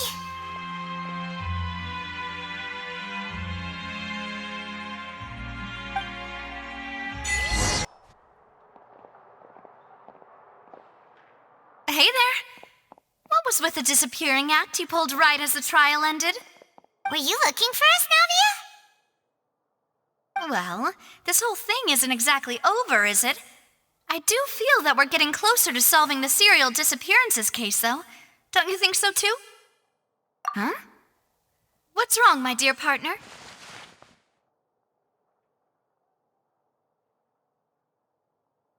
Besides, are you sure we're the ones who can crack a case that's been cold for decades now? And given that there's new evidence from the trial, there should be a trail of breadcrumbs for the Hydro Archon's people to follow now, right? Ah. I see. Well, I won't lie. I'm a little shocked to hear that from you. But I suppose you are just travelers who have only arrived in Fontaine after all. Sorry. I might have been too presumptuous. Don't say that, Navia. Ah, and we were having so much fun investigating with you, too. It was like having new waters flowing into a stagnant mire, causing new hope to spring forth, and the reflection in the murk to become clearer. Well, sorry about that. I'm a bit prone to nostalgia. Don't mind me. Wait, shall we have a farewell meal? You know, to commemorate our time as partners? Huh? Do we really need to get that formal? Well, guess you really did treat us as partners, huh? Well, I'd just like to have a proper ending to every important memory. That way there are no regrets later. Anyway, it would just be a meal, so it shouldn't take up too much of your time. You don't have to twist Paimon's arm. If Boss Navia's treating, count Paimon in! Oh, wonderful. In that case, why don't we return to the court of Fontaine and head to the Hotel de Boer? I believe we'll make it just in time for dinner. All right, then. Let's have our farewell meal.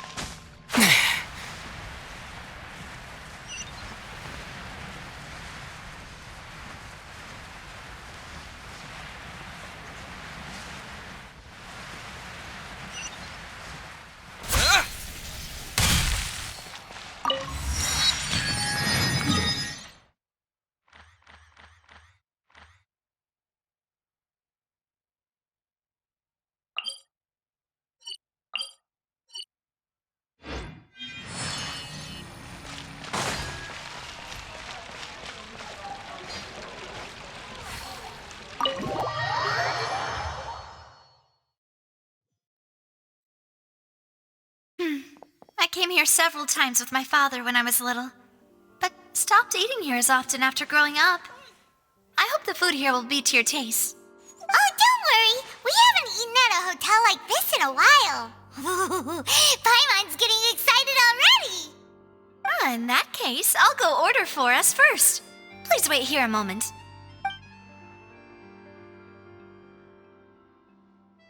Ooh, everything looks so good. People in Fontaine sure know how to enjoy life. Why, of course. Go ahead, try whatever you like. If the food's good, I'll make a group reservation for the rest of Spina di Rosula next time. And if it's not? Well, then I'll still bring everyone. Albeit with only one dish per table. You, sure have your own way of doing things. Oh, we called this a farewell meal, but we could also treat it like a victory feast, right? We did just win that case after all. Oh, true. Very true. In that case, boss, we'll have another 2 dishes. Huh? Paimon didn't mean that you had to order even more food.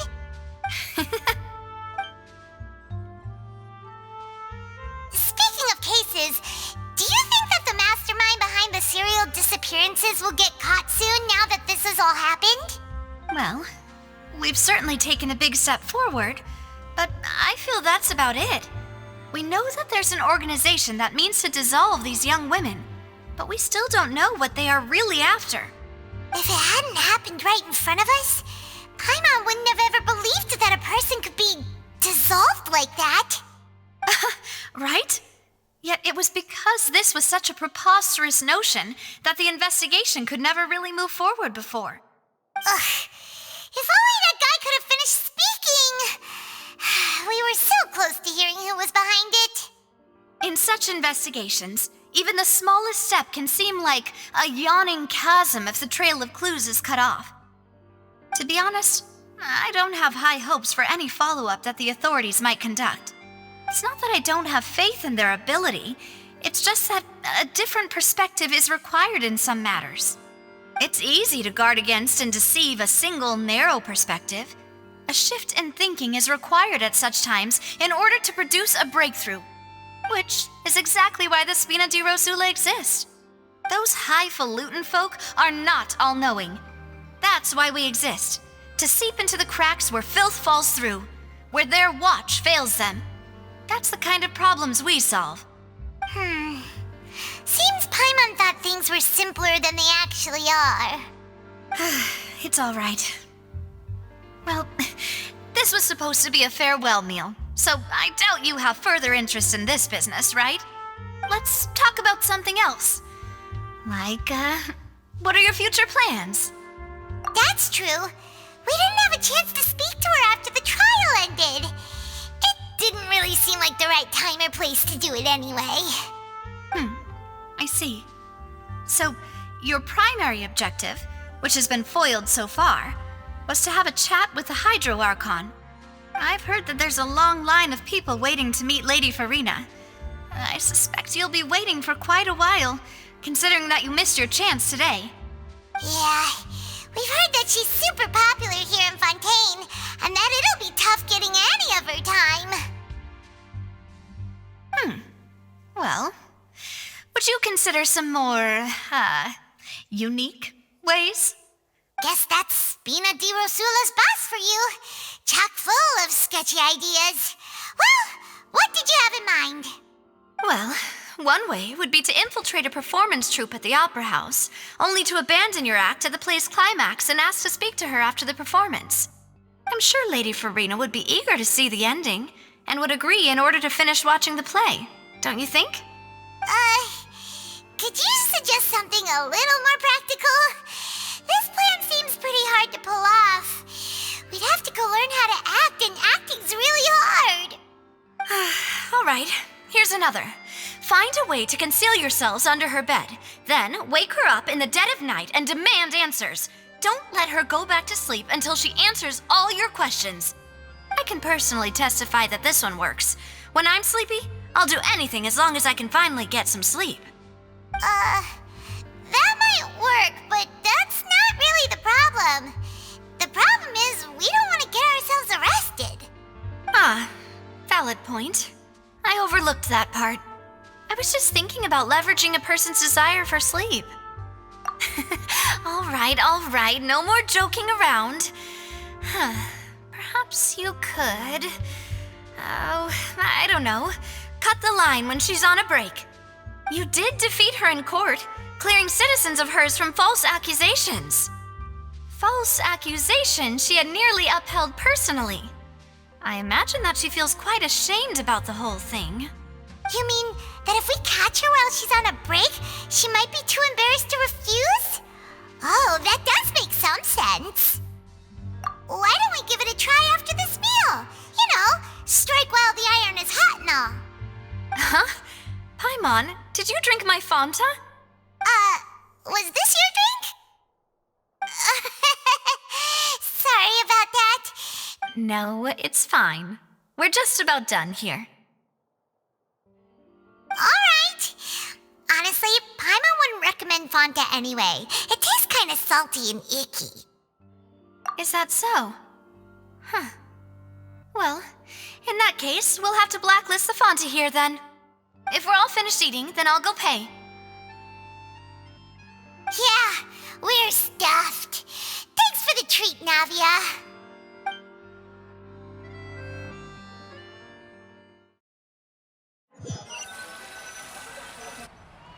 Oh, so full. Paimon can barely float anymore. Can't you see Paimon's barely an inch off the ground? Okay. As for expenses this month, we're... Hey, Navia! What are you doing over there? Oh, nothing. It was just a meal, you know? Nothing the Spina di Rosula can't cover. Let's get ready to try to meet the Hydro Archon again. Bye, Navia! So this is goodbye, huh? Well, if you do encounter any other trouble in Fontaine, you're always welcome to contact the Spina di Rosula. I'll give your request the highest priority. In any case, I wish you smooth sailing.